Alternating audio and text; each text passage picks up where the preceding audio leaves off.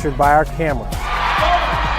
Treasure the highlights from the Summit Athletic Conference this season, or complete games live or on demand.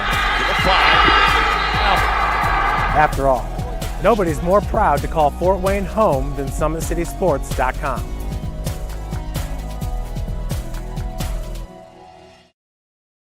Empowered Sports Club is a volleyball-first facility and home to Empowered's Volleyball Academy and Pro Beach Juniors. At Empowered, we focus on development and the process over outcome, and we believe our record-setting recruitment numbers, 24 athletes alone in our 2023 class, 100% college placement rate, and continued success at the highest levels by our alumni speak for themselves, confirming that Empowered is your best option for overall athlete development. This year, we have once again upgraded our club model, programming, and staff to keep us out in front as one of the country's leaders in total athlete development, mind, body, and soul. But none of this would even be possible if God hadn't blessed us with a 90,000 square foot state-of-the-art volleyball and multi-sport facility that includes indoor turf, PSM weight training, 4 volleyball courts, and 5 indoor beach courts. Empowered is here to stay. So if you're looking for a long-term home and one you will never outgrow, we believe the choice is clear. Empowered is the most thorough and all-inclusive junior Olympic development program in the country. I was once a Southside kid who was led on a journey by high school football. A journey that taught me discipline, toughness, and the skills that made me a success. As a businessman with a CPA license who owns his own firm, I still use the building blocks of high school sports in my everyday life. Someday sports will end no matter what level you reach, but you will be left with the skills to compete in the next game, the game of life.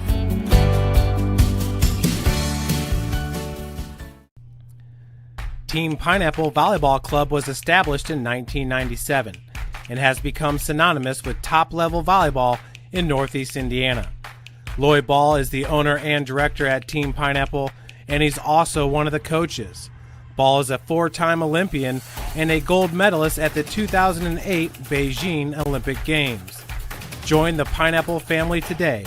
Go to their website, teampineapple.com, for all programming information. Team Pineapple trains at the brand new Ball Sports Academy.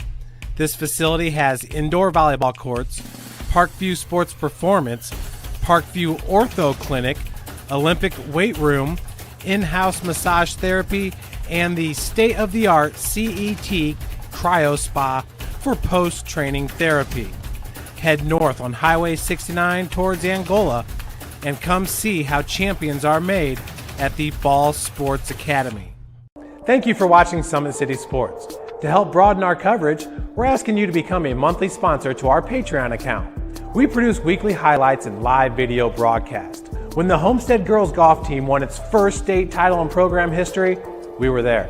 When Fort Wayne brought back 3 state titles in cross country, we were there. We believe in sharing positive stories and setting the standard for how high school sports should be covered. Join us and donate today. In 1952, my father, Jim Kelly, opened his first dealership. Thanks to loyal customers, dedicated employees, community support, and a bit of luck, his business grew. 70 years later, that dealership has become the Kelly Automotive Group, with 14 brands in 3 locations, including our new Fort Wayne Auto Mall. Thank you for 70 amazing years. It's been the ride of a lifetime. We hope you join us for the next 70.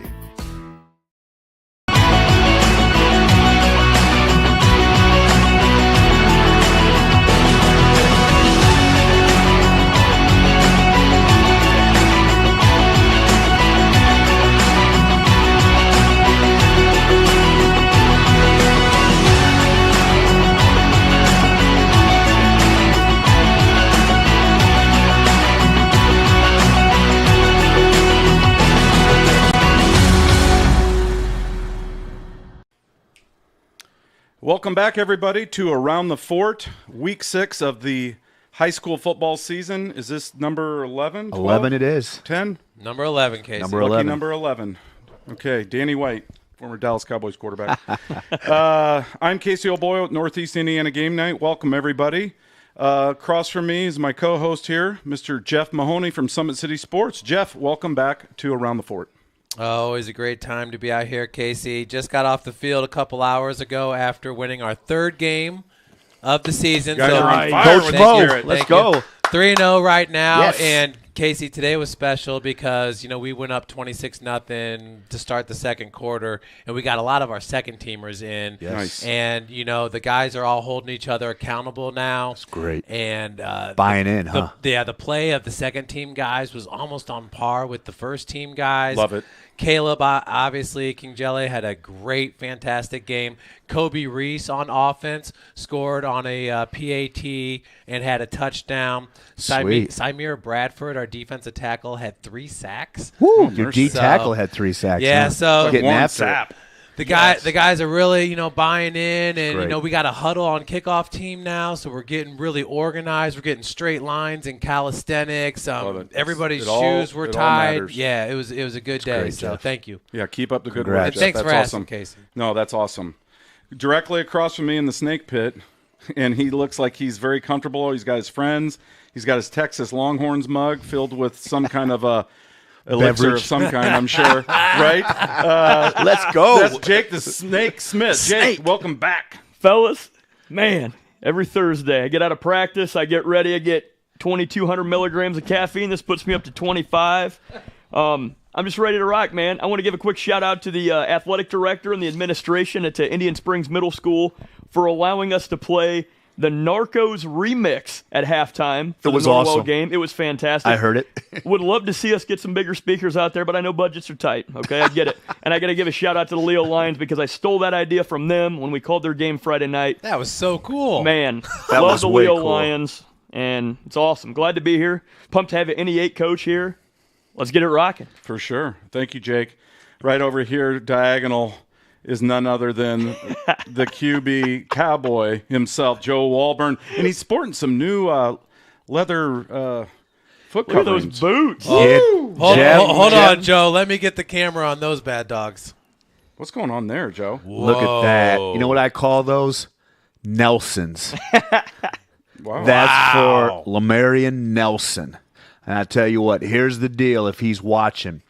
At the end of the season, I want you to sign these, and I want you to put 427-7 for the 7 touchdowns and the 427 yards he ran for, Coach. And I want it to be 9/16/2022. Now, but something very important. Nothing about Southside, okay? We're not going to say anything put about the Southside. opponent. Yeah, we're not going to put that you did this on Southside, you ran over Southside, or Lamarian. I'm telling you, nothing about Southside. But we're going to sign these boots. These boots are going to go up on the wall of fame down here. What size are those, Joe? These are 12s. Well, that happens to be my size. Well, here's the deal, Jeff. I told Casey, I said, after Lamarian signs these boots, they're going to go up on the wall. Now, if Casey wants to take them down once in a while, maybe go clubbing or maybe get a swerve on, we'll let Casey do that. But no, these are Nelsons, and hats off. And it was awesome in game night just to see the greatest rushing performance game-wise Single in, game, yeah. in the area history. So that's for you, Lamarian. Nelson's, baby. Casey's going to take those to the barn for a square dance. No, you're not. I like my country music. I'll be sporting those for sure. That's what you call swag, brought to you by Summit City Sports and Game Night. Swagalicious, Nice. swagalicious. Yes, Thank you, sir. Joe. That was great. And without further ado, we have the fourth of our killer Jays here, Coach Yes. Josh Gerber from Norwell High School. Coach Gerber, welcome to the program. Yeah, Coach. All right. Thanks for having me. Wow. What a season the coach is having. No doubt. Absolutely. Any opening thoughts from you, Coach? No, I just appreciate the opportunity to be here. We're thankful for what you guys do to promote high school football in the area. It's a big deal. Well, it's our privilege. It's definitely our honor.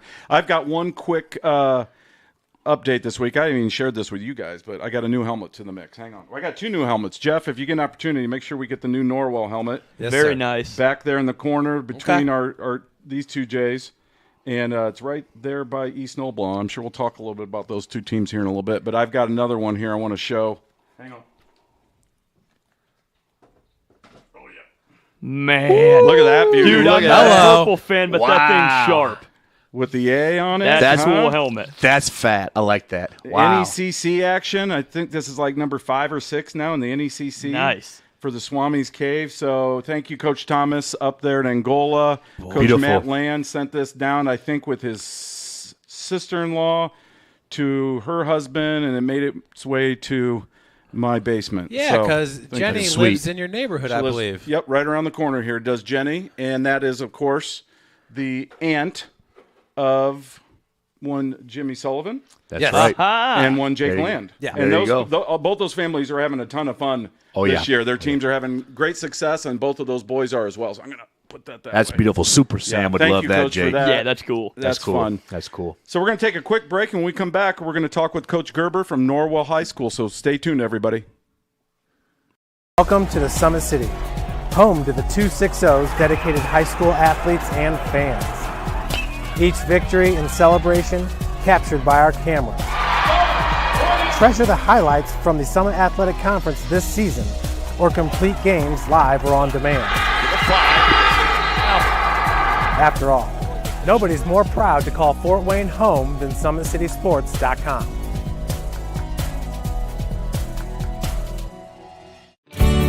I was once a Southside kid who was led on a journey by high school football. A journey that taught me discipline, toughness, and the skills that made me a success. As a businessman with a CPA license who owns his own firm, I still use the building blocks of high school sports in my everyday life. Someday sports will end no matter what level you reach, but you will be left with the skills to compete in the next game, the game of life. Thank you for watching Summit City Sports. To help broaden our coverage, we're asking you to become a monthly sponsor to our Patreon account. We produce weekly highlights and live video broadcast. When the Homestead Girls Golf Team won its first state title in program history, we were there. When Fort Wayne brought back 3 state titles in cross country, we were there. We believe in sharing positive stories and setting the standard for how high school sports should be covered. Join us and donate today.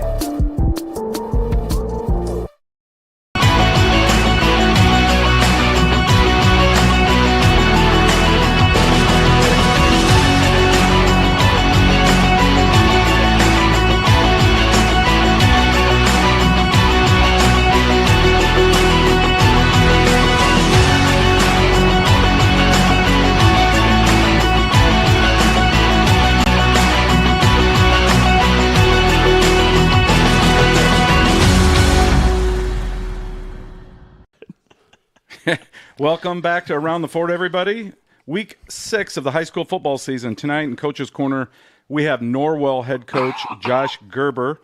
Coach, again, thanks for joining us tonight. Let's just get right into it. I think going into this year, a lot of people, especially this one, really felt like Norwell was the team to beat, not only in the Northeast 8, but maybe certainly in this half of the state in Class 3A. Your team's done a great job so far. Tell us where you're at, through 5 weeks and how happy you must be as a head coach of this team. Yeah, we're pretty pleased. We've been a little bit dinged up, a little bit beat up, and it's been neat to see some total team wins. We went down to Mississinawa in week 1, and we didn't have Graft or Colbert as a running back, so we gave the ball to Drew Ringer a lot, and he went, I think, about 30 carries and 200-some yards. He rang the bell that night. Yeah, and the offensive line guys have been awesome to be able to carry us. We always want to be a team that hangs their hat on our defense, and they've been outstanding all season. Just so proud of those guys. Coach Taylor and the defensive guys on staff do a great job of making sure our kids are well prepared. They understand the game plan and that they can execute it. But Excellent. It's been a lot of fun this year. Excellent. Yeah, Coach, talk about that defense. The number 1 scoring defense in the state. That's super impressive. Wow. And it's not 3 points a game. It's 2.8 points per game. North Decatur is second at 3.6.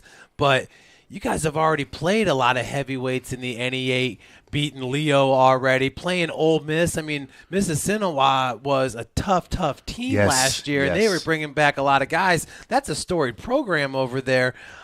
Just expand upon that a little bit. How are you guys having so much success to where you've only been scored on in 2 of your 5 games?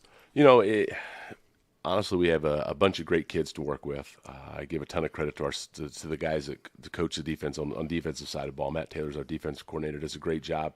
Eric Morgan, Adam Harder, Adam Wagner, Ryan Bolin. It starts with the guys up front. We play an aggressive attacking style. Our kids love it, and they get after it really well. Our linebackers are outstanding this year. We brought 3 of the 4 back. We graduated Blake Hayfley, who's at Manchester now playing, but we slid Stuart McCabe in, and he's doing an outstanding job for us. And we brought 3 of the 4 back in the secondary. We graduated Bo Morgan, but we brought 3 of the 4 back. Bo was hurt a lot last year too, wasn't he? He was, yeah, and that gave some other guys some experience, and that helps a little bit. But it's a group that understands what we're trying to do. They understand our schemes, and they're able to execute them. I think sometimes they can make adjustments on the fly before we even tell them they need to do it. That's great. But they're a coachable group. They want to be great. They hold themselves and each other to a high standard. It's a lot. They're a lot of fun to be around. And Coach, last week against New Haven, a big win for you guys, 59-7.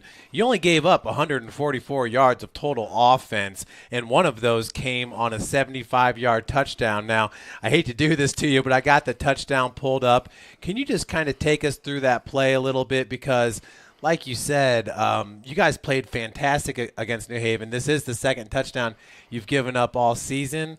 If you can kind of take us through this. Obviously, you guys do a lot with your defense, and kids have assignments. Yeah, you can see on this play we have a little bit of a blown coverage. We're trying to double Mile and Graham all night, and we were going to play man underneath and cover 3 over the top. They went empty. We were going to adjust a little bit, and we were going to have the safety, the free safety, be the guy who came over and played over top. And in this set and on this play, you can see where we got a little bit of a miscommunication. Our corner thinks that they're an empty set because they had been, I believe, on the previous play, so he thinks they're still empty. So he should be outside over the top. It's just a miscommunication and a blown coverage. But we had the underneath route, we had the under coverage really good. Just didn't get the full bracket there. Yeah, it was still a great win for you guys. Yeah, and I love how you mentioned your assistants a little bit. And as we mentioned pre-broadcast, I have a relationship with Adam Harder. I think he's an awesome guy. Could you just expand a little bit on what your assistant coaches have meant to you this season and in your build-up of the program so far? You know what? I think I'm a pretty lucky guy. And I tell the parents that are parent meeting, I think we have the best staff in the state of Indiana. I don't think that you could find a better group of guys. Not only are they great coaches, but they care about the players in our program as more than players. They're trying to help them to become better men, better members of our community, and just a bunch of great guys. I'm fortunate enough to get to work with those guys. We've got Aaron Taylor, who's been with me since my first year in 2016. Yeah. Wow. And Adam Hart was with me that year. Adam Wagner was on staff. He was with the middle school that season. Eric Morgan joined us the next year. Matt Taylor joined us the next year. Cale Grish joined us just a few years after that. We picked up Ryan Bowen, who volunteers. He's the head softball coach at St. Francis. He volunteers when he can. Marty Ballard, who was the head coach at Belmont. He's one of our volunteer guys now. And Rick Bernal, who used to be the head coach at Huntington North. He volunteers and helps us out as much as he can. But great group of guys. I couldn't ask for a better group of guys to work with. Sure. And they know their football, and they're students of the game. They work hard to become better coaches each and every year. The same stuff we try to hold our players to. They're doing. They're learning. They're growing. They're trying to be the best that they can be. It shows for sure. And Coach, you were a longtime assistant down there for Coach Miller. When you did take over in 2016, you really had to kind of rebuild because you had some lean years there. What was the message to the community and the kids when you took over to say, hey, this is my philosophy. I really want you guys to buy in. How did you craft your message and navigate through those first few years? We talked a little bit about like building a house. We're going to lay the foundation. And in that first year, we didn't get any wins, and it was tough. We had maybe 5 or 6 seniors. So they were great kids. We didn't have a lot around them, and it was hard. It was really tough. Sure. But we just kept talking about like when you're building something, you got to make sure that you lay the proper foundation. And sometimes when you're building, you realize that there's a problem here, so we got to go a little bit deeper with this footer, or we've got to put a little bit more concrete down here. And I felt like that's what we did. We were learning how to work. We were learning how to practice. We were learning how to attack our off-season program. It was just a lot of learning. Those seniors guided us through that really well. And I felt like they laid a good foundation for what we want to be, who we want to be in the classroom, on the field. Just a great group of kids. We're thankful for the leadership that they gave us, and because of their work, we're at where we're at now. Folks, if you're just now tuning in, we have Coach Josh Gerber from Norwell High School with us. Coach, briefly, we talked about the one play, the play for New Haven where they scored. Talk a little bit more about this game last week, and then we can talk about this upcoming opponent, and then, of course, the potential playoff run. did this game get more lopsided than you anticipated? It had to have, right? Yeah, it did. We knew they had some talent, and we knew they were explosive on offense. You can see here, you're watching the first drive of the game. Our objective was just to pound them. We didn't know that they were going to be able to stand up to the run. We called one play. We called it to the right. We called it to the left. Sometimes we call it two times, like to the right twice in a row. But it's just our off-tackle ISO play. Just trying to get movement at the point of attack, trying to insert our lead blockers, and just trying to send a message we're going to be here all night and get used to it. And our kids embrace that. They like that physical style of play. Yeah, well, it's a simple game, right? And sometimes, I think coaches sometimes, and I've even been guilty as an office coordinator in my youth coaching days, where you want to reinvent the wheel. And sometimes, just playing smash mouth football, if you can dictate things at the line of scrimmage, is the way to go. And this team seems like this is the DNA. Is that pretty accurate? Yeah, that's absolutely it. We feel like we have a pretty good offensive line. We brought back 3 of the 5 starters from last year: Aiden Billiard, Brody Bolin, and Kyle Zettis. Brody and Kyle were first-team all-conference players. Mm-hmm. They're a good group to build on. Aiden was a sophomore starter for us. Now he's a junior, and he's turned himself into a really good football player. A couple new guys in there: junior Braxton Millard and sophomore Logan Cotton. But they've filled in nicely, and that's a group that's really starting to gel and has gotten better with each week. Yes. And we're excited to see what they can do and where they can take us offensively. Do you think, Coach, being in the NE8 conference, that you just have to be so physical? It feels like over these last few years that the physicality, and Jake can probably speak to this a little better than me, the physicality of the conference is just so dominant. I mean, we saw that with the Leo teams. Yeah. So it almost feels like you talk about that's the way you guys want to play. I think you almost have to play like that in this conference. Yeah, everybody's physical, even the teams that are spread. They're going to be physical teams. Mm-hmm. We're not going to be able to out-athlete people every week. We're the second smallest school in the league. Sure. But we really feel like we've got some things that we can do. And, we want to try to out-tough people. We want to try to outwork people. And sure. And that's always the goal. We can't always accomplish it, but by golly, we're going to try. It's a style that our kids like and embrace and play really well. Coach, we see Brody Bolin back here going back to punt. He is now committed to Bowling Green State University, and with talking with his father, Ryan Bolin, a lot of that has to do with the love that Bowling Green has actually showed Brody. And other people are now talking with him, but he is committed to Bowling Green because he feels a really deep sense of a relationship with them. Just expand a little bit about what has Brody Bolin meant to your program. I mean, he's a 3-sport athlete: baseball, basketball, and football. Last year, Norwell wins a sectional championship in all 3 of those sports. And I know his mother and father are extremely competitive. His dad actually played high school football at Hobart back in the day when Wayne and Hobart was having those huge Bricky battles. Bowl. At the Bricky Bowl. And his mom played on a national runner-up basketball team at the University of St. Francis. So just maybe talk about Brody a little bit, what it's meant to your program having him a part of the team. Well, Brody's he's a 4-year starter for us on both sides of the ball. Wow. He's a weight room junkie. He's a kid who just loves the game. And you can see he's a physical player. He gets after it. He's a good leader for us. He's a vocal leader. He's a kid who holds himself to a high standard, and he holds his teammates to that same standard. But he's a high energy guy. You never question where he's going to be, where his motor's going to be. His motor doesn't slow down. His motor doesn't quit. He's just been a great kid for us, a great football player. I'm excited to see what he can do at Bowling Green. I think they're getting a really good player. No doubt about that.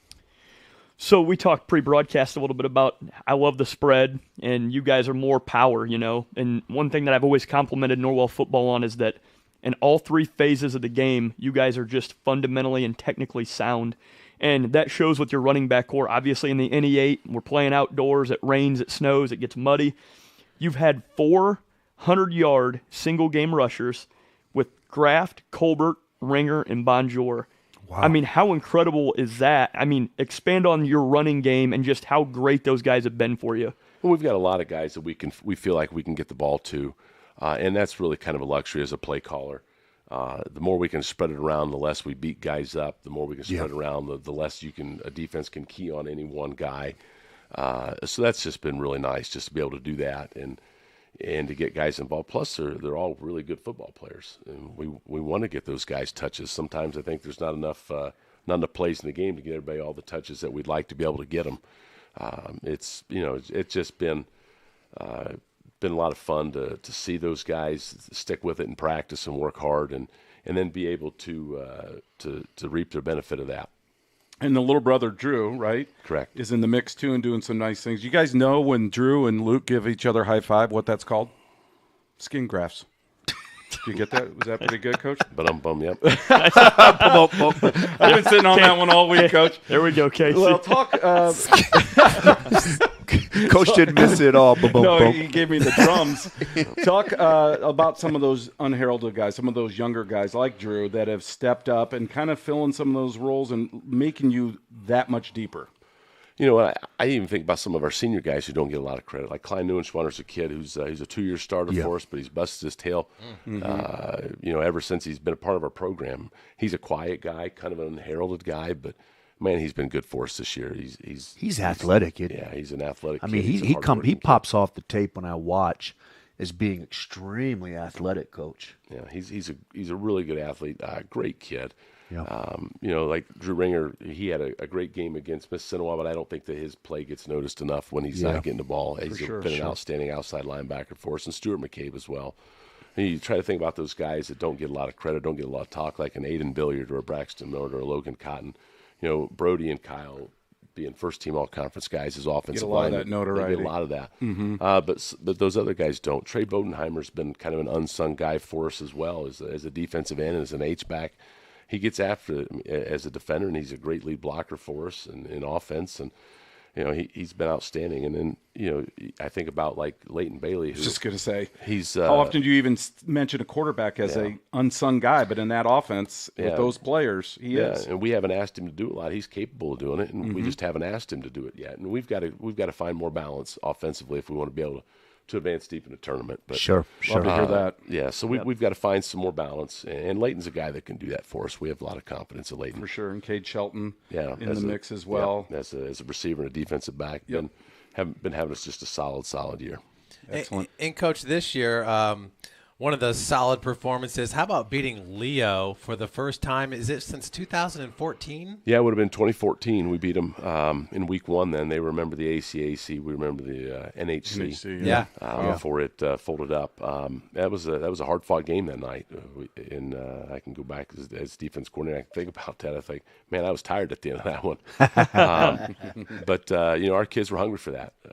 Our senior class won the conference as 7th graders and got beat by Leo as 8th graders. Wow. And our 8th grade group beat Leo our junior group beat Leo when they were 8th graders to win the conference. So it'd been a while since they'd beaten Leo. And we had team meal tonight, and Ryan Graff was saying he told his boys the door will be locked if you don't win, and you won't be coming home. So the kids were hungry for that. So were the parents. It's been a long time coming, but Leo's had things rocking and rolling. Yeah. And they've been so good. We've been trying to narrow the gap, and we had that 3-2 game a couple of years ago. Walk-off home run. Yeah, just couldn't quite get over the hump, and this year we were able to do that. It was a great performance by a lot of guys to make that happen. One of the guys that really jumped off the stat sheet, I guess you could say, in that game was Luke Graft, who averaged 5.1 yards a carry, had 2 touchdowns rushing, but defensively had an interception. I think it was 3.5 tackles for a loss. Talk about Luke Graft. And he's one of those guys that you really feel like is under the radar when it comes to college recruiting, because I feel like he could be a real staple in somebody's program because he is so versatile. But just talk about Luke's performance in that game. I mean, obviously it's a team game. No one man's bigger than the team. But Luke really stepped up in that one. He got an interception for you. Yeah, absolutely. He stepped up for us. He was he's an outstanding leader for us, and he was one of those guys who was pushing hard during the week to make sure the guys were prepared and ready to play. And then he backed it up with what he did on the field. And in that game, the stat sheet won't show it, but he had about an 80-yard run that was called back. I think it was in the 3rd quarter. Wow. Got called back. So that stat sheet would have been even more impressive. But just to see how hard he played. He was a kid who left it on the field. It was a hot and muggy night, and I don't think he hardly ever came off the field. And we needed that kind of performance from him, and he delivered. And it meant a lot to our team and to the other guys. Coach, are there many colleges recruiting Luke? Not as many as I'd like to see. I think he's getting a little bit of love from St. Francis and from Taylor and from Hillsdale. He was up at Hillsdale last weekend. I think Taylor a couple weekends ago. I'd like to see him get a little bit more, but For sure. I'm biased. I'm his coach. I think he's a great kid, and I think he's a win for whoever gets him. Yeah, well, Illinois State or Indiana State could get involved in that. Slide in here late. Absolutely. He's 6 feet, 200 pounds. Solid muscle, too. Solid muscle, tough kid. If I'm Illinois State or Indiana State, that's the kind of kid, Jeff, that I'm on. Yeah, and there's a reason why Kevin Donnelly and the University of St. Francis wins so many games, because Coach D's all over a kid like Luke Graft. He can recognize football players. Winner. Exactly. And a winner. That's Yep. how they got Laban Davis, who scored a touchdown on that beautiful screen pass. You're absolutely right. And Graft is that same kind of kid and that same kind of player that can lift the program. Yeah. And he's a kid, and Coach, you correct me if I'm wrong, he's a kid the other kids follow and want to play hard for. You know, we talk about coaching. Coach is a great coach here because, you know, you can watch the tape and you see how hard his kids play for him and how they buy in, Jake. But then when you see a kid like Luke Graft, it just feels like the energy with him lifts all the other kids. Yeah, and I know we're in season, but maybe that's something that we should look at doing a recruit spotlight on him. I know we did one on Brody in the off season, and I totally agree. I think that's a stud ball player that should get some looks somewhere. So I'm going to kind of change gears a little bit, and one of the things that I love about football is all the phases of the game. And one thing I respect about Norwell football is special teams. And you guys are just dynamic in all facets of special teams. Is that something that you guys really put a hard emphasis on? Do you practice it more? Like, what do you attribute that to? We've got a guy, Cale Grish, played at Norwell, then went to St. Francis. Kicker, and, right? He was a heck of a good kicker. Yeah, did a really good job. And he's our special teams coordinator. And what a gift it is to have a guy like that loves it, is passionate about it. Yep. He works with our kickers. We're fortunate to have a really good one, Austin De Leon, who, I mean, on kickoffs, most of them go in the end zone, and a lot of them go through the end zone. Mm-hmm. And it's nice when the opponent's starting with the ball at the 20 versus the 35 or the 40. Yep. Mm-hmm. Sure. And what a weapon to have there. But he makes sure all our kids know what the role is, whether it be punt block, or PAT, field goal, kickoff, return. Those guys know what the role is. They know what's expected out of them. They work a lot of technique in the summer on how to beat blocks, how to make sure you're getting into space, how to block in space. And he does a great job with it. Can't give him enough credit for what he does there, because it's a three-phase game, and he does a great job with it, and very appreciative of what he's able to do for our kids in our program. Yeah, I love to hear you talk about special teams, because you played college ball at Taylor University under head coach Steve Wilt at the time. Coach Wilt now is like a special teams guru at the University of St. Francis, and it really started to click why you guys are so good in all those facets of the game that Jake always talks about, because he really studies Norwell's team. Can you talk about your time with Coach Wilt at Taylor University and how that kind of impacted how you coach? Yeah, absolutely. I started out at the University of Evansville and went in been to fall '97. That was Zips. The Aces. Aces. Akron is the Zips. Yeah, you got it. Yeah, and they told us then in the spring of '98 they weren't going to have football there anymore. Mm-hmm. Wow. And so Coach Korfmacher and Coach Iaguli came down and recruited me, and I went up for a visit and knew a couple guys from high school that were there and they were playing, so I ended up going there. It was kind of interesting going through the recruiting process the second time. You see what's legit and what's real, and you can spot that line a mile away. But Coach Wilt was as genuine as can be, and he talked a lot about football being a man maker, and in making sure that what we're doing to help us become better men. Yes. And he talked a lot about just making sure that we're fundamentally sound in all that we do. You can run any offense or defense you want to run if you can block and you can tackle. Absolutely. And if you can beat blocks. So scheme doesn't matter as much as can our kids play the game the way they're supposed to play the game. Can we block this kid? Yep. Well, then we can run just about any kind of offense. Can we tackle? Then we can run different styles of defense.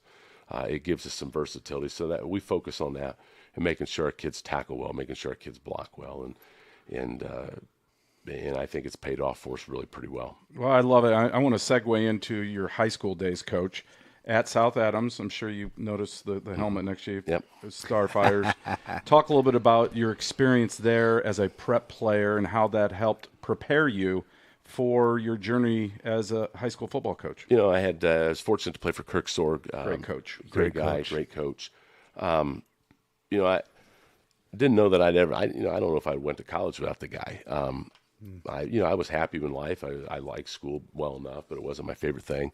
But he just kind of pushed me to be more than maybe what I thought I could be. And that's why I went into teaching and coaching, because they had a guy like him who was pushing me to be more than I realized I could be. And I thought, I want to do that for somebody else. That's awesome. And, wow. That's great. And, just a guy who cared more about us as people than he did as players. And not that he didn't want to win. He was a competitive guy and won a lot of ball games there, but that wasn't the ultimate goal. The ultimate goal was making sure that we were growing and that football was a part of our life for the better. Mm-hmm. And it wasn't going to define us. It was going to be a part of who we are. And it was just we were going to be better because of it. Wow, that's awesome.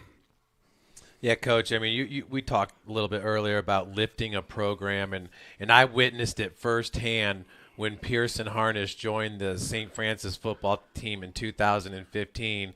Then next thing you know, in 16 they win a national championship, 17 win a national championship. Chandler Harnish goes to Northern Illinois and makes that area of the state a football hotbed as they became a national story. Can you just talk about the Harnish family, and are they still tied into the football program at all? Or eat lunch with Ron every day at school. Ron would be the boys' dad, and and we like to talk football. But Mitch is he's a co-owner of one of the funeral homes in town in Bluffton. There, he's got Austin playing in our 5th and 6th grade tackle league, and his son Cooper's. I believe Cooper's a 2nd grader. He's in our flag league, and Mitch is helping coach that.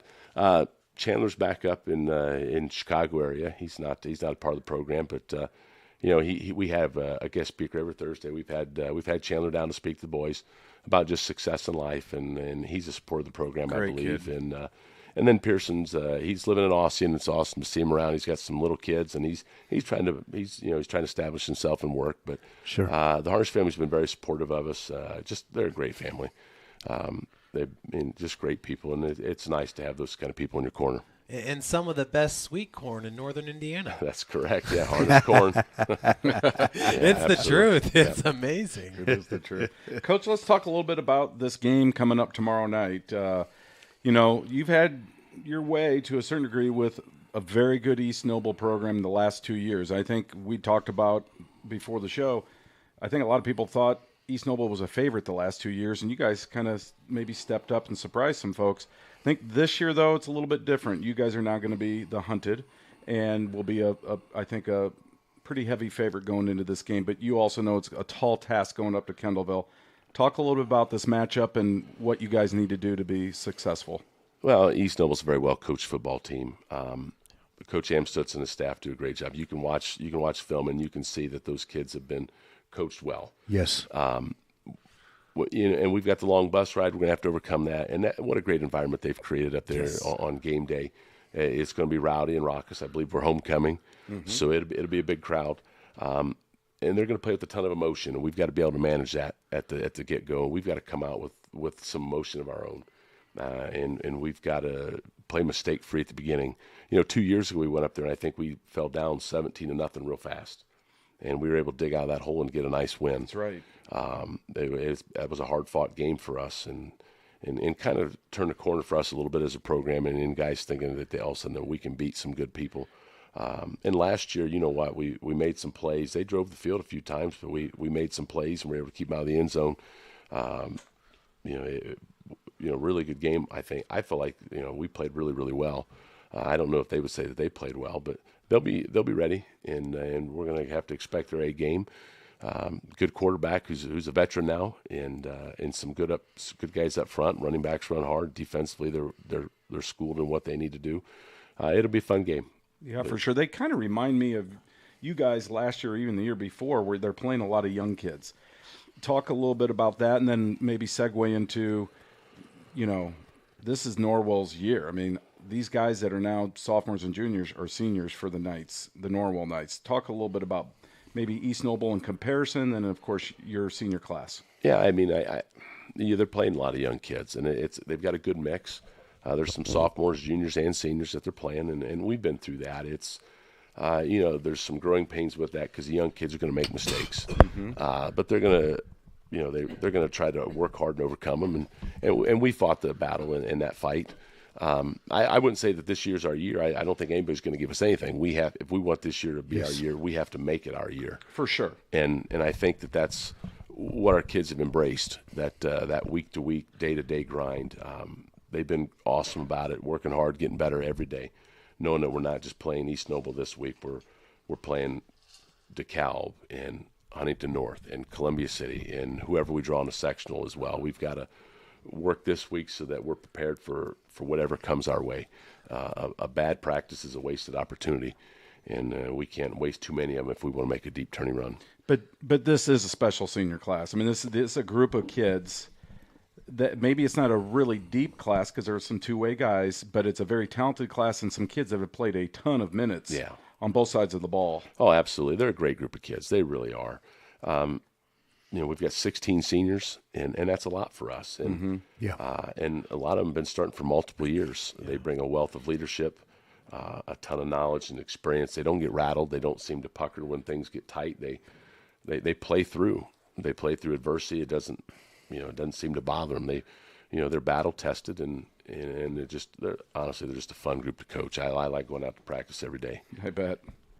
It was a little bit misleading last week. Jake, you can speak to this about the Leo East Noble game. Leo got the win, but Jake, I felt like East Noble was really sloppy early on, and I'm curious to see how East Noble comes out with this big challenge with Norwell and all the senior leadership that Norwell has, because it felt like East Noble – it was a little misleading last week when I watched the East Noble Leo tape. It felt like first half East Noble was sloppy. I do agree with that, and it's like what Coach said. I think at the end of the day, we love to say that it goes back to blocking and tackling. Yeah. And when the way that Norwell is playing this year, it's just such a credit to you guys and your staff and the way the kids are playing that it's just class football.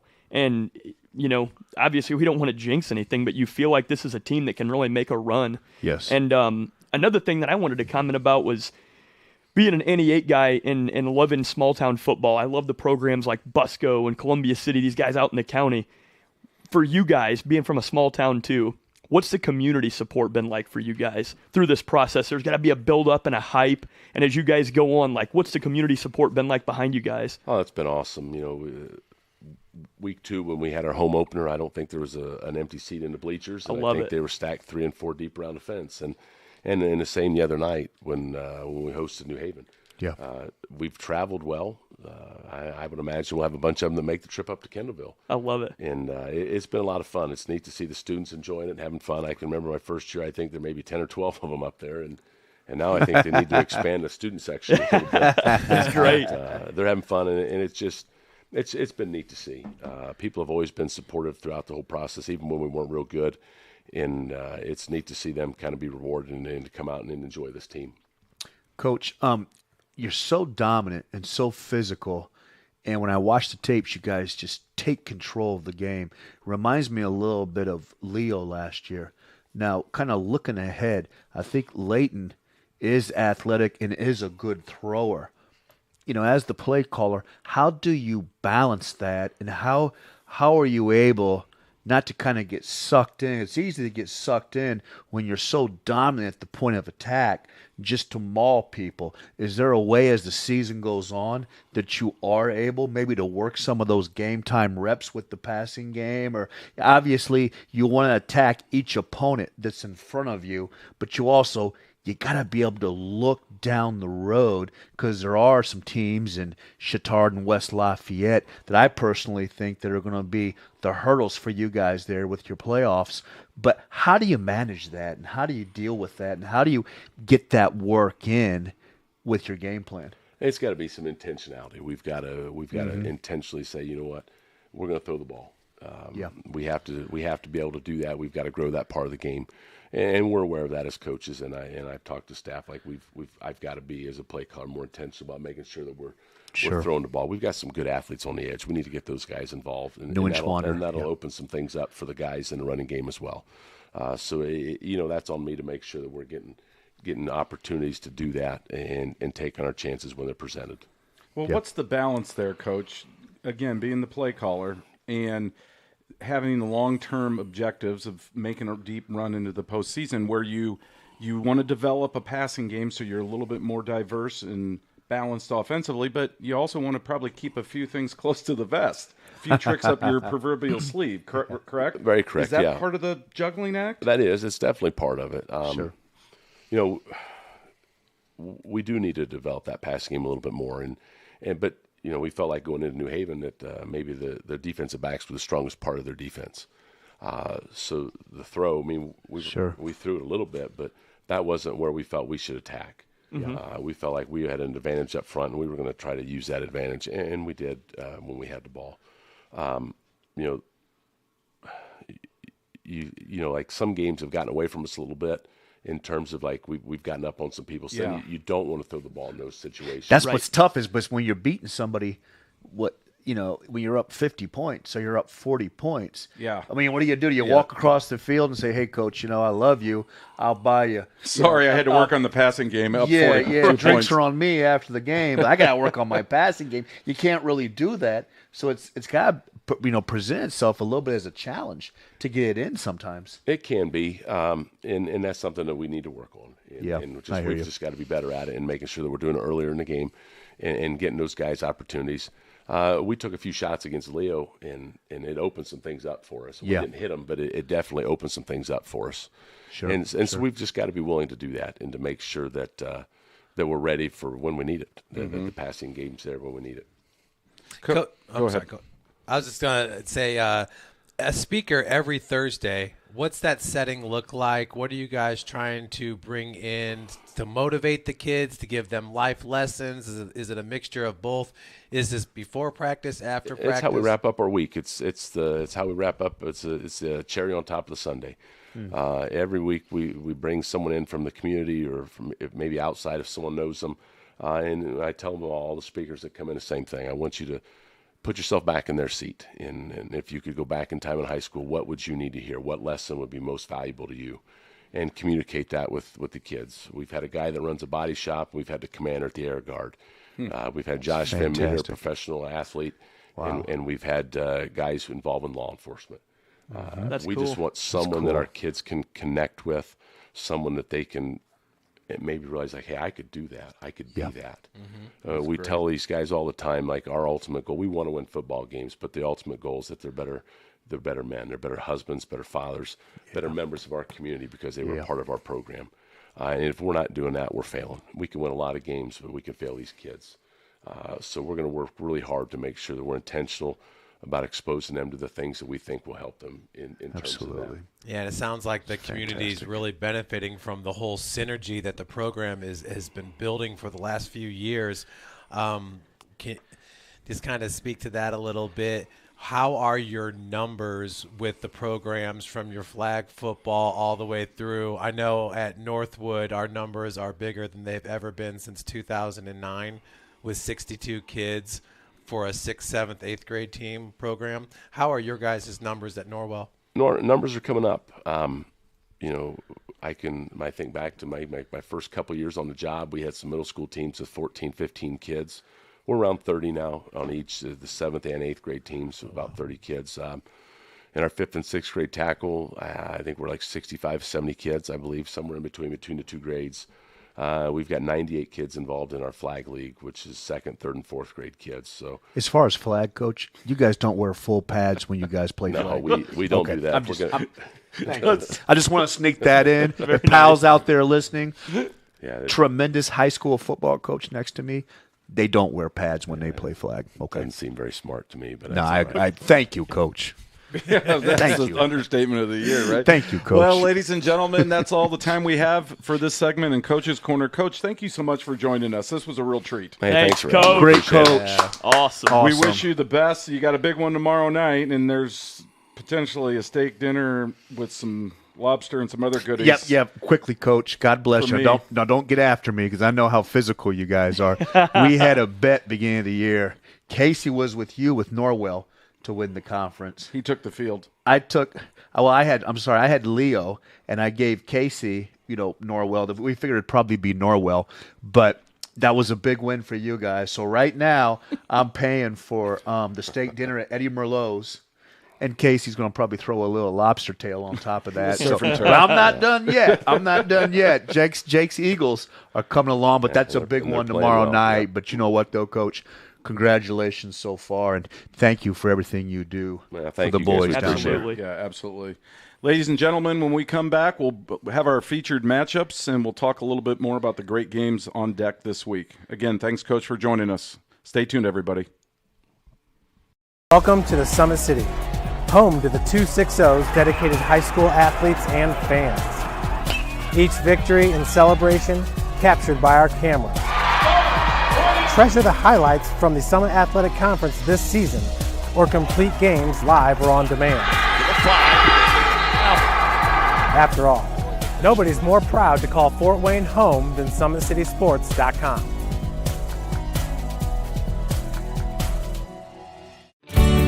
I was once a Southside kid who was led on a journey by high school football.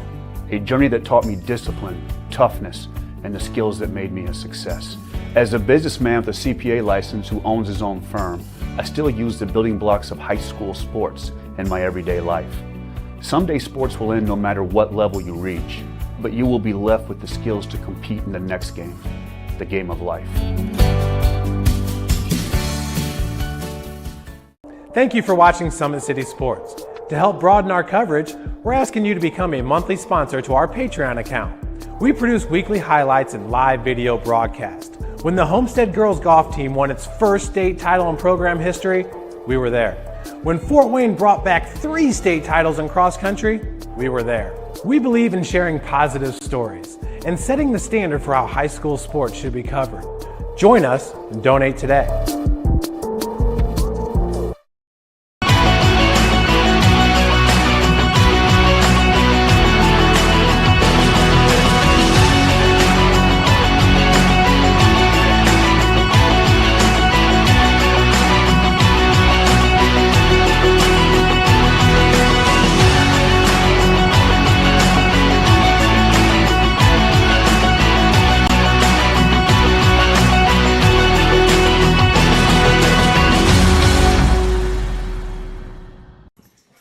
Wow, you guys, what a great interview there with Coach Gerber of Norwell. And, man, intense, man.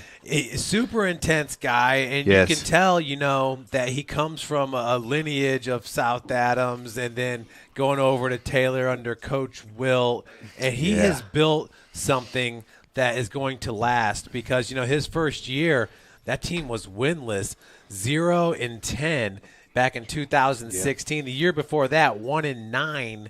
So he really had something to turn around. He did. And now it seems like they got some. They're going to be right up there with East Noble and Leo, and now Columbia City. What they've been doing lately. For sure. I mean, they're going to be right there amongst the best teams in the NE8. Yeah, and I really think they're going to make a deep run. It's unfortunate to a certain degree that Chittard is in their regional opponent, and then potentially West Lafayette, but Coach talked off the air. He's like, doesn't matter. I mean, he knows to be great, you're going to have to beat those great programs. He's not taking anything for granted. I think this is a team that can make a deep, deep run. Absolutely. Kind of like Eastside last year, getting Andre in that semi-state game, Jeff. We all knew it was the state championship game. For sure. That Chittard game in the regional, that's going to be the game in 3A. And if you knock that one down, it's going to open everything else up. And I just loved his attitude, his personality. That, to me, Jake, is an NE8 coach. Absolutely. You're going to block, you're going to tackle. I mean, he's just fundamentally sound with a great staff, and you just love to see that. Somebody that's brought a program back from the depths, a dead program all the way back to what they are now, and just how he attributes everything to his assistants and the players, and just a real selfless guy. So that was awesome to meet him and get to speak with him. Boy, yeah. Casey, and you can tell that he's been thinking about that passing game. Oh, yeah. And what he really wants to do Yes. to open that up a little bit more, because we saw that with Leo last year. That's exactly right. He saw what happened with Leo. But wasn't it interesting when Casey kind of really touched on it, when Casey said, well, maybe you're kind of saving some things, this and that. I think you're right. I think that's what he's doing. I think he wants to work on it. But, Jeff, when that Chittard game comes in the regional, if they can, at some point, that Neuenschwander kid's a good athlete on the outside. If they can throw the ball a little bit early in a game like that, Casey's right. That could be something you want to keep close to your vest. Yep. And that could be just enough of a difference or a break in that game to get you by a big game. That could be a 14-7, 14-10 type game, and it could be one big play in the pass game. But what about with all those backs, too, like a wheel route to Luke Graft or John Colbert, right? And that's what I was going to say is it's obvious that they got the athletes. Yes. And they can work those guys in the slot and do all kinds of, we see it with Coach Amstutz. He's got motion going this way and misdirection and all this stuff. So you can see that it's there for them when they need it. But ultimately seems like they can do exactly what they're doing with Brody Bolin and company, road grading guys. Yep. I mean, that's one thing I wish I would ask Coach was, do they record pancake blocks? How many does Brody have? He's probably not out of the edition yet. Want me to text him? If you could go chase him down real quick. They should, Archie. They should in the NE8, man. Archie, rough. I mean, you watch some of those tapes in the NE8, and it's like, tell them, Jake. Man, it is. It's Pancake City. We should have that as a category on the leaderboard. Pancakes. That's right. You know how we all love pancakes. Well, guys, if you don't mind, let's jump in and talk a little bit about 427 yards. Nelly. Yes, Whoa Nelly. I'm glad you guys appreciate that. That's an old Keith Jackson reference. That's Archie doing his Whoa Nelly. I gotta do my Keith Jackson impersonation. Back in I think it was 1988, Notre Dame against USC. Calvin Pete was the quarterback of USC.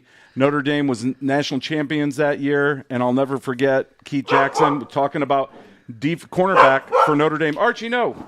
Cornerback, see if he'll take that bone, Joe. Cornerback for Notre Dame was Stan Smagala. Do you guys remember that name? Yes. He had an interception against USC. They won 27-10, and Keith Jackson said, "Oh, Magala, it's Stan Smagala." And I kept saying that to myself the other night when I wrote that headline. 427 yards. Wow. Lamarion Nelson. And he did correct me. It's Lamarion. We've been saying Lamarion. Lamarion Nelson. Great job. 427's awful impressive. I'm going to take him up, Joe. You guys talk a little bit about that performance and maybe some of these names on this list. This was a lot of work, but a lot of fun to put together. Yeah, no doubt about it. And from what we can gather, and it's pretty safe to say, guys, 427 yards is a new 2.60 record here in the northeast part of the state. And, as part of Northeast Indiana Game Night and Summit City Sports, the offensive line got the players of the week, and that is Kenyon Davis, Harrison Brooks, Ashton Berkey, Brian Rogers, Peyton Alt. All those guys were blocking their tails off that night. And how about Kalen Kelsall, Caden Rochford, and Michael Leon Ragsdale? All of those guys contributed to Lamarion Nelson's 427 yards on 30 carries, averaging 14.2 yards per carry with 7 touchdowns. Now, I did a little bit of research, not as much research as Jake did on the snake pit this week, breaking down all the different kinds of snakes. But I did some research, and 502 yards could be a national record. So that just shows you how close he was. He's already a household name because he was the number one play on ESPN Sports Center. Can you remember one single player putting together such memorable moments, huge memorable moments. If he's not 18 yet, he needs, as soon as he turns 18, he needs to go buy some lottery tickets. He's living a charmed life right now. Yeah, That's no fantastic. But what's so It could amazing? happen to a better kid. Yes. Oh, it couldn't happen to a better kid. He's a tremendous kid. And everybody knows it's coming. I mean, that's what's so amazing. It's not like there's somebody else that's like a Tay-Tay on the outside that can be a decoy or this. I mean, everybody knows it's coming, Casey. And it's just week after week. I mean, talk about Tim Atkinson always does all of his games. Tim always says when we go out on Friday nights, Joe, he is so consistent. So it's a tremendous performance. Everybody knew it was coming. And hats off. They didn't even use him a lot the first possession or two. They were trying. Sherwood Haydock was trying to throw the ball first. Now, maybe that was part of the strategy to open up the running game. I think he got those 2 receivers back last week. I think Coach Haydock wanted to open it up, and it just morphed into the Lamar and Nelson show. It sure did. And I loved your piece this week in game night, too, because I was thinking over the weekend, I was trying to think back of all the great single games. I mean, Jeff and I did we did Hassan's over there when he ran for all those yards against Northrop. And I was thinking back to some of the great games, and, man, did you capture it, brother. Thank you. I would have, I tell you what, if you would have said, Joe, who would you bet? If you wanted to make a bet on what program would have had players on that list, I would have never given you Prairie Heights. I wouldn't have either. I mean, that's why I loved your work so much, because Bobby Bloom. I don't even remember that. I would have never given you Prairie Heights. I would have thought maybe Jake, like an Adams Central. Right. Or their entrant had 240s at the bottom of the list. That was shocking to me. So it was really shocking. And thank you for doing that, because you captured that with your piece. And I think that is maybe one of the greatest game night covers that we've ever seen, Jeff. And hats off to Casey of capturing such an awesome moment for an awesome kid. And how cool is that for the 260? And when you step back, Jake, you look at Nelson. I went out and got boots. I'm so excited over it. You know what I mean? Commemorative boots. But just Love it. great. But Nelson and then everybody forgot about John Boy. John Boy ran for 283 last week. Yeah. John Boy and Nelson combined for 710 rushing yards and 10 touchdowns in the 260, baby. Yeah, I that's see you. That's what I'm talking about in the 260, man. Yeah. We got the best backs in the state in the 260. Some of the guys I love seeing on here, Corey Jackway, who He was a baller. He was an NAIA. Ran over everybody, He was man. an NAIA Player of the Year at St. Francis. Led phenomenal. the entire state his senior year, 3,366 yards. That always Goodness. sticks in my mind. Keyshawn Edwards from Northrop. What was he at? 352. Alex Tone from Bishop Dwenger. So Brian Payton. I actually played with Alex. John Nelson from Snyder. And Jake will And I remember. thought that was interesting because Coach is like, we don't keep individual records. I'm like, I'm pretty sure it's John Nelson. So I went back through my stacks in the other cave over here and found that John Nelson statistic. And that's where I stumbled upon Tavon Hurst, who I thought for a moment was New Haven's representative until I thought, oh, Corey Jackway, what you big dummy. And Jake, talk about number 3 on there, East Noble, Conrad Munden. Conrad the man. Barbarian. You know, what I love about this was that all the hype that it brought from, like, just everybody from student sections, fans, parents, obviously ex-players and coaches. But it's just cool. Like, when I see Ethan Sievers on there, I can probably tell you that was Huntington North last season. Yeah. And it's just, and that's the type of conversations that it's brought up of people, and it's really got a lot of hype, and obviously just highlighting, you know, what a stud player Nelson's been, and, you know, like we've talked about with his number 1 play that, you know, beat out one of the Williams sisters, you know, tennis match that she was in for first place. Like, how it's incredible for the 260, and it's incredible for him and their program. So hats off to everybody involved. How about Christian Somerset? So we got Mav Somerset right now. It's at South Adams. Larry Bostic, Southside, and Justin Tranquil from Carroll. And Casey, this cover is fantastic. Look how mean Lamarion looks there. It's Tecmo Bowl text, man. It does, man. I got to give a shout-out to my designer extraordinaire, Taylor Howenstein. He's a Northside grad. He was in game night. He loves game night. every 2 or 3 times a year, I go to him and say, hey, I've got something special for you. And he always says yes, and he always comes up with a masterpiece like this. And this was one of his best efforts ever, and was really, really pleased with it. And what a great smile there. For sure. For Lamarion. Yeah, just a it was winner, a nice man. keepsake for him and his family, and certainly for Wayne High School, and like you said, Joe, to the 260, because Yes. there's a lot of names from a lot of programs on there. And just so everybody knows, because I got some direct messages and some text messages today, why am I not on this list? These are the record holders for the schools that I was able to track down in the game night coverage area, the 35 schools that we cover. So there was a gentleman by the name of Gary Thrapp, 1966, the first year at East Noble, who rushed for like 385 yards. I'm sorry, Gary. Conrad Munden's 404 beat you out. But how about Gary, man? Gary's like, come on now. Gary was running down. Gary was running downhill in the LBJ administration. He wants you to know that, right? Well, and I heard my understanding is he's still alive and God doing bless quite him. well. He's a jeweler down in Indianapolis. So, Sweet. Gary, That's if you happen awesome. to be tuning That's in, a cool conversation. you're getting a little love tonight after right, all. Gary. The first year of Absolutely. East Noble football in 1966. Oh, Wow. How about Braden Hardwick there from Homestead? Remember how good? Ran so hard. You know who else ran hard on that list, too? Thomas Hammock. Yes, 309. Yes. Remember him, Jeff? That was Yes. against Bishop Dwinger. Woo, That 309 man, did yards. he I run was at that hard? game. He ran hard between the tackles, but man, great names. That's a great list, Casey, and you Thank you. captured it. You just captured it with that cover and that list, and I just feel so much pride, man, for the 260. And I'm just so excited about. We talked a little bit with Coach about Luke Graft. I mean, we've got so many good kids and good players, Jake. And Jake, you talk about it every week with your recruiting spotlight. There are so many kids and so much talent that, I look at some of these MAC schools, Jeff, like Akron. I had, I don't know if you guys remember Markello Sewell. Rubber I helped, Harding High. Yeah, I helped him go to JC, then he ended up over at Akron.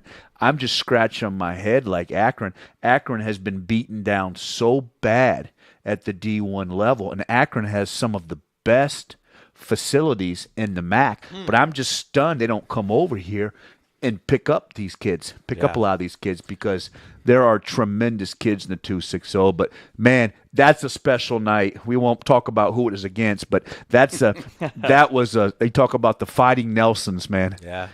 Well, and Coach Haydock says about Lamarion, he's more of a quiet kid. Yeah. But he leads by example. He's the first person in, last person out. He's always studying the tape. He's always studying the tape, Joe. He's on his huddle, and he's watching and rewind and watch and rewind. He's always working on his craft. And think about you guys. The huddle breaks. He lines up at that tailback position. Everybody knows he's coming, Casey. 8-9 in the box. Think about Including the custodian. exactly. Exactly. 8-9 in the box. I mean, think about the fronts that he has to face, what he has to run against, how he has to pick through. The kid has the feet, the vision, the pad level. He can accelerate through the hole you always talked about, Jeff, And last knock on year. wood, he doesn't fumble. He doesn't fumble. Oh. He is the most complete back. And I'm just blown away because every defensive coordinator goes into the Wayne game thinking, okay, I'm just going to stop Lamarion, right?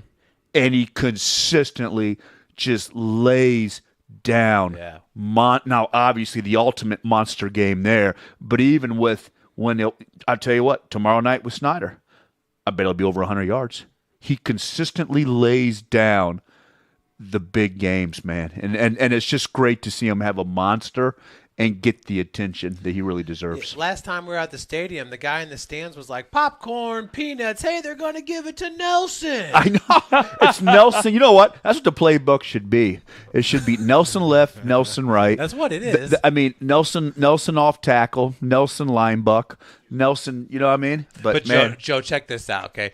28 games played, 519 carries, 3,059 yards, averaging 5.9 yards per carry, 109 yards per game, a long of 88. These are career numbers. 3 fumbles, only 2 lost. That's That's incredible. That is unbelievable. incredible. And Incredible. and no offense to Wayne. We had like 5 fumbles in our game today. I know, no offense to Wayne, but he's playing for a program that's going through some growth pains. I mean, Sure. I mean, Sherwood came in. You know what I mean? So Wayne's still kind of trying to figure it out. So it's not like he's playing for, a Bishop Dwanger or a Snyder. I mean, it's just so impressive, man. I mean, it is just. I'm so excited for him. It is. It's an amazing thing. Casey, great job with that. It just takes. It's like wow. And it was fun. perfect. Whoa, Nelly. Whoa, Nelly. That's exactly what No, it was. I tell you what, it was I have 1 or 2 issues a year where I just feel like game night hits it out of the park, and this was one of them. Everything fell into That's top place. 5 all time, buddy. And Casey, you. can you just summarize your column this week?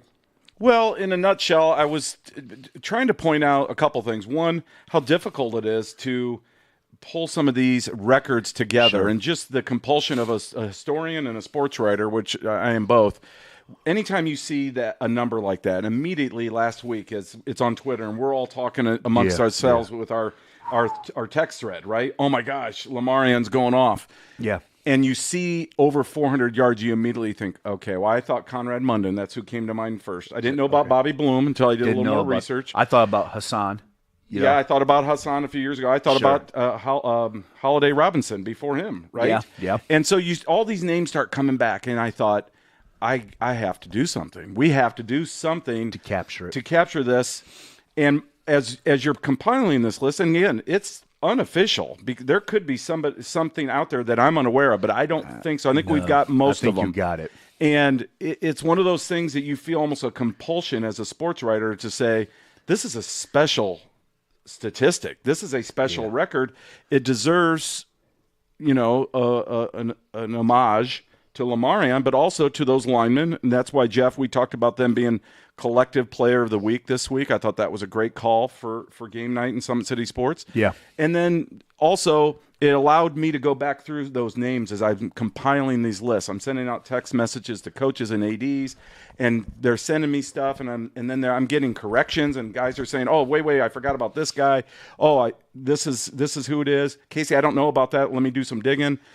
And it took a legit 72 hours to put this together. And as the names came in, it allowed me to go back through and think, man, I was at that game. Oh, yeah, I remember writing about that one. Oh, I remember working at the News Sentinel and getting a call and taking that box score and typing that one in. Wow. Yeah. So, again, I'm a historian by nature. It allowed me to kind of go back through and take a trip down memory lane, which is fun to do now and then. Captures our heritage, too. I mean, that's our 260 Speaking of heritage, Brandon Robinson. What a name he was, right? Yeah. Another great running back in Northeast Indiana. There's so many that you just forget through the years. Yeah, totally. And as you go through this list, I mean, it didn't even include the likes of, Quail Lewis from Snyder, or Brian Bobe at Bishop Dwenger, or, I mean, you could go on and up, and Drew Tranquil. I mean, there's a lot of guys that we can think of as the best running backs in a particular school. Chris Reitzig at Bishop Dwenger, right? And, Lamar Smith at Southside. Well, you know who he kind of when I watch Nelson run, you know who he kind of reminds me of? A combination of two guys. Lamar Smith. Lamar was a little Vaughn bigger. Dunbar. Yeah. Lamar Smith and Vaughn Dunbar, because Lamar was a little bit bigger, a little stronger, and Vaughn Dunbar was a little bit better with the feet. And he reminds me, you just read my mind. It's amazing. He reminds me of the combination of those two guys. Wow. If you put those two guys together, that's what I look at with Nelson. I mean, just somebody needs to give him a chance, and we need to find an opportunity for Lamarian at the next level. And Jeff is working with Antoine. I'm 1,000% behind that. I had a conversation with him a couple weeks ago. I said, look, listen to Antoine and Jeff. I'm behind you too. There's going to be a path and a road for him to go. And you know what? I'm telling you, he takes that path, if it's that JC path, and does that road, Jeff, and you know that path better than anybody, he can go play Power 5 football. I got to share this with you guys. Sorry, Joe. I don't mean to. No, go ahead. Just got a text from Sherwood Haydock. Yeah. And he said he loved the issue. And he said, hey, Harding was 303 by Rod Smith. He said he wanted to point out that he's coached 3 guys on this list. Jalen Bennett. I see you, shit. Jalen I see Bennett you, at Woodland. Sherwood. Yeah, Jalen Bennett. at Woodland. That's Yep. fantastic, Isn't that great, Sherwood. Rod? That's great, man. Yeah, there was no Harding representative. That's because great. They weren't a Sherwood current team. Sherwood would good catch call. that. Thank you, Sherwood. Sherwood. I'll update that list Yeah. as soon as Yeah. we get done with Around the Fort. Yeah. And That's fun, isn't it? And I That's great, I man. want to thank Sherwood for being so gracious with one of my interns, Noah Johannesmeyer, Yep. who has been out there 2 times already. One time, Lamarion was the player of the week, and this time it was the offensive line. And Coach Haydock is so great with him. That's great, He's an intern, sports journalism is kind of his passion, where he wants to go with things. So thank you, Coach. And Casey, I just wanted to pull this up real quick. For some reason, this is such a popular issue. It's an old school one from 2017, but you got Tristan Purnell and Darius Alexander over here, a part of the all-hair team. And man, Taylor designed that one too. yeah, and just look at some of these names. You got Christian Covington. So I'm sorry, I didn't mean to interrupt, but just wanted to bring that one up there because it's such a popular article. Yeah, that was Yeah. a popular one too. Well, Yeah. that could be a little foreshadowing too. I don't want to give away any secrets for next week's issue of Game Night, but it might have something to do with follicles. We'll see. Look at Big Johnny. Look at Big Johnny up front. Big Johnny played well on Friday night. He's starting to get a You know little what? push. Yeah. Big Johnny's moving better, pushing hard. And I'm going to tell you what, nobody tries harder and plays harder than Big Johnny. Jeff, we had him Friday night, and Johnny got after a little bit. I like Johnny in that 4-man front, but I'm telling you, Johnny's about, 6'5", 6'6". He's huge. He's about 4'10", 4'15", 4'20". Boy, if Johnny got down to about 350, I'm telling you, look out. I agree. Look out. And Johnny, moved keep that much grinding, better. baby. Yes. Keep grinding. He's got the only guy on the team with the white helmet. Yeah. He stands out like a sore thumb anyways, but now he's got the white helmet. And I tell you what a gregarious, fun-loving kid. He was Great a blast kid. at the photo shoot. Oh, he was a blast. He's got a personality as big as his body. Yeah. You know what I mean? And just a great kid. And I'm pro Johnny, and I'd love to see Johnny. I would be willing to put any effort behind it if we could get Johnny down to about 340, 350, because I think Johnny would absolutely dominate at about 330 to 350, Casey. Yep. Yeah, and you know what? That last week was the first time I've ever seen Brett Fox in person, and wow, left that game maybe even more impressed than just from what I see on the stats and the highlights every single week. But last week, Fox averaged 7.5 yards per carry against the Snyder defense. And he also had 5 receptions for 67 yards with a long of 22. Kid's a player. He is a player. He's so good with his feet. He can play slot. He can play tailback. He could play receiver. You could play him on defense. Now I'm going to put you on the spot, Casey. Oh, please do. Okay. Last week, Jeff and I doing the game, Tommy Norris went absolutely crazy up in the box. I'm still hearing from people out Southwest. Yeah, it was Tommy. Yeah, Tommy's still complaining about. Tommy's walking around the office as we do our debits and credits and picking up files, and he's still complaining about the call. Tommy still is arguing, Jeff, that when it was 14-all, and to me, that game, that was like a heavyweight fight where 2 guys, you don't see it very often with the heavyweights, where they stand in the middle of the ring and just let loose and throw haymakers. Yeah. That was 2 great programs that in the first half of that game. No rope-a-dope at that point. Oh, tell them, Jeff. Yep. They were just dropping bombs, throwing haymakers. And it was amazing because Snyder made a couple of penalties and got pinned deep, I think on their First drive.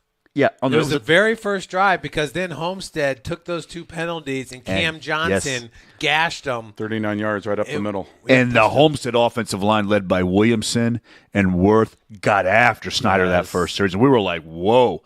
And then Snyder responded. Williamson is a good look. Williamson's a D1 kid. Again, Grandparents love the show, by the way. And there Shout you out go. to Larry. Shout out, baby. Right. But what was interesting was 14-all. Snyder gets kind of pinned deep in their territory, has a couple of bad plays. It's 3rd and maybe 15, Jeff, from the 3. It felt like the ball slipped on Luke. I saw his grip slip, but it felt like it was kind of like, we're pinned deep. We might as well throw a fade route and then Juarez comes back and gets the ball. I don't know if you saw the play. I wanted to get your opinion on that because it was a no call. Tommy was going nuts in the booth. Eddie Keyser, Austin's father, was blowing my phone up. I felt like everybody out in the Southwest area was going nuts on that, wanting an offensive pass interference. For a little push-off. But I wanted, I was just curious if you saw that play or had any thoughts that, because after that, obviously the changed everything. After that, I mean, obviously there was no penalty, Jeff. Juarez made a tremendous play, and Jake loves him, and Jake's been talking about Juarez all season long.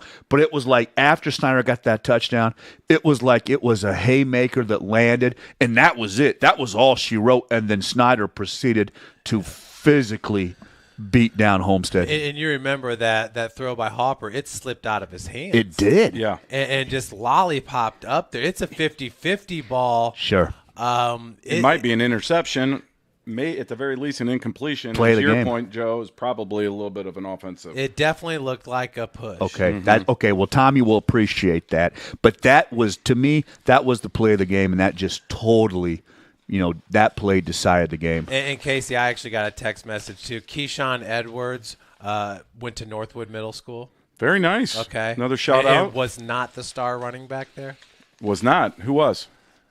Coach Edmonds, can you send me another text? Who was the star? Who was the star running back? What year was that? We'll move on. 2019, 2017. Keyshawn with Northrop. Yeah, I believe his senior year was 2019. I'm looking it up right now. Okay. Well, let's jump into our featured matchup, guys. Don't want to get too far astray. The first one, Adams Central at South Adams. I mean, what can you say about this one, guys? This is one of those rivalry games that recently felt like South Adams had a little bit of an edge. It doesn't feel that way to me this year. Adams Central clearly seems like a team destined for greatness. I really believe they're going to go to the state finals this year, provided they stay healthy, and they're going to avenge their loss to Indy Lutheran in the state championship game. I believe that wholeheartedly. Put me down right now for the Flying Jets. But talking about this matchup, guys, I love both these coaches. I think they do a great job with their programs. I think Adams Central's got to be a prohibitive favorite, but it is down in Bern, and the Starfires love that underdog role. Talking to Coach Grant today, he's okay with it. He knows it's going to be an electric environment. I think this is going to be a fun one. I think it is too, and I just think for a moment too, let's take a step back and let's appreciate the greatness of these programs. I mean, Casey, you talk about every year the ability to reload. We see that a lot of times. 1A schools. Yeah. 1A schools, Jake, the ability of these schools to reload. And I think it's the community. I think it's the great head coaches they have. And I think this is going to be interesting because I think South Adams was really kind of pushed back after that loss to Heritage. And we're going to see if South Adams can kind of circle the wagons. And this will be interesting. And this is always such a big game every year because obviously it's a big regular season game, but more times than not, it turns out to be the big regional game too, doesn't it, Casey? For sure. And this is, again, contrasting styles. You got South Adams that wants to throw it around with Owen Warner, number 2. He's been so good this year. He's been really good this year. He's got some nice weapons on the perimeter. And then Adams Central's secondary, they've got 3 juniors and 1 senior starter. This is a group that going into the season was probably the one biggest question mark for Adams Central. And talking to Coach Mosier this season, he's been really pleased with their development. Those 4 kids in the secondary are getting better and better. They've got great linebackers. Keegan Bloom is one of the best two-way players in the area. Trevor Curry, what a fantastic player he is in all 3 facets of the game. And, of course, you've got that senior Ryan Black. I think that's key. I think Ryan Black, they may not throw it a lot, but when they do, it matters. Exactly. And the thing that I love about these small schools, Jeff, and you might comment on this, is some of these guys, the quarterbacks. Oh, and by the way, he's also a linebacker. They don't mess around with trying to protect guys. They're like, no, we need you on both sides, and they play special teams. They're running down on kickoff coverage. Well, and to your point, Trevor Curry. Not only did he have 63 yards receiving and 2 receiving touchdowns, he picked up 2 blocked punts for TDs. And took them back to the house on his birthday. On his birthday, no less. That's when you're living himself, right? Yeah, he bought himself a cake. How great is that? Yeah, and he was awesome, on the center spread. We'll get to it maybe later. The Swami special teams midseason player of the year because he's also punting at a really high level and kicking the ball into the end zone, and 23 of 25 on PATs. Not too shabby. Yeah, he was 4-4 this past Friday, and that was a huge win over Heritage. What was it, 42-7? Boy, they destroyed Heritage, and I kind of fell into it. I thought Heritage would keep it closer because Heritage is having a good season, but I was surprised the way they just dismantled Heritage. They turned a corner in that early season game against Eastside. Eastside had like a 2-score lead late. Yeah, and they found and themselves. It looked like the Blazers were going to find a W, and this has been a great bellwether game for both these programs. And for them to come back the way they did, I think that showed Coach Mosier a lot about his young Flying Jets team, that they've got the makings of another special group. Wow, look at that hair. There's some great hair there. This was accidental. I love the fact that we've got 3 of their jerseys represented on this page. That's fun for me. Yeah. That was totally accidental. But each week, guys, so I pick out artwork and guys, but then my studio photographer John Otto sends me pictures, and then I get pictures from our live photographers, and a lot of times it just works out. And I thought the artwork there was pretty cool. But think of it, too, and Jake, speak on this, because you love the schools like Cherubusco and Columbia City. How cool is it to live down those communities and play for Adams Central or South Adams? Oh, yeah, it's like we asked Coach earlier. I mean, the community involvement is, to me, the marquee mecca of local football, and I always go back to Busco just because we're moving back to Columbia City, but I've lived there now for going on 6 years. But you go into town, then you go into the local hardware store, and there's a sign up for the ice fishing derby to raise money for the football program, and the golf outing and the stuff. It's not, they don't depend on boosters. We're so fortunate at Columbia City to have a good booster program, but these smaller schools, there are no boosters. It's the moms and dads and the grandparents and the cousins, and everybody gets together, and they really it uplifts the community. And when the team is winning and they're successful, the vibe of the community is behind them. And teams like this, that's the greatest part of the sport for me. Yep. Gosh, this Thomas Murphy, how great is this? Favorite food, everything. We love to eat. If you could talk with one person, dead or alive, who would it be? Jesus. Can't go wrong there. Heck no. Favorite pet, dog. Not playing football, he likes to sleep and eat. You wouldn't believe how many kids say that. I mean, this week and all weeks. I mean, I'm like, wow, Casey like had me. one. Who doesn't like a good nap? Casey had one year. They said favorite food, and the kids said gas station food. I was like, that's my guy, man. I was like, I see you, man. I was like, Takis and a fountain drink. No doubt. Well, let's get into the next one. Jake, I want you to take the ball here and run with it for a minute. Norwell at East Noble. We just had Coach in your exact spot talking a little bit about this. Sure feels like the Norwell Knights are a heavy favorite, but we know better than to rule out Coach Luke Amstutz in those East Noble Knights. Well, you're absolutely right. Coach Amstutz is just known. Obviously, I'm a big fan, being a spread fan in those types of offenses. But, when you get those years where you just feel like somebody's kind of got a destiny or a chosen one vibe about them, and you feel like that's Norwell right now. And, take your pick of which ball carrier can get you 100 yards like we talked about earlier on. When you've got 4 guys in Graft, Ringer, Colbert, Bonjour that can run that way, and a defense, highest scoring defense in Indiana at this point, the problem that East Noble is going to have in this is that they're so susceptible against the run. So the chink in their armor is what Norwell's good at. So East Noble is going to have to really step up in the trenches there. Yes. And we saw it in the matchup that we called last Friday night. I mean, the recipe for Leo was to go back to old school football and wider run sets and just pound the rock against them. And East Noble really had no answer. That game was a lot more lopsided than what you would see. There was a chance for Leo to be up 3 touchdowns at half, and a fumble on a screenplay brought East Noble right back into it. But a player that I'd like to talk about that I loved watching for East Noble that I think could be a player in the trenches is Zach Leidy, and I hope I'm pronouncing that right. He's a 285-pound, 6'2", just visited Northern Illinois on a visit. Right? Good call. Junior, yeah. Yes. Went to Northern Illinois on a visit, and that's a guy that I really saw getting after. There we go. That's awesome that he's in there. Yeah. And next to him, Brown, he was the featured player on their media packet last week. Those two dudes are nasty, and you're going to have to be nasty when you're facing somebody like a two-way player on the line like a Brody Bowen. Yep. And Coach Amstutz he's going to bring everything but the kitchen sink in this one, and he's going to have to. I don't think that there is going to be a better defensive front seven that you are going to see that Norwell is going to bring.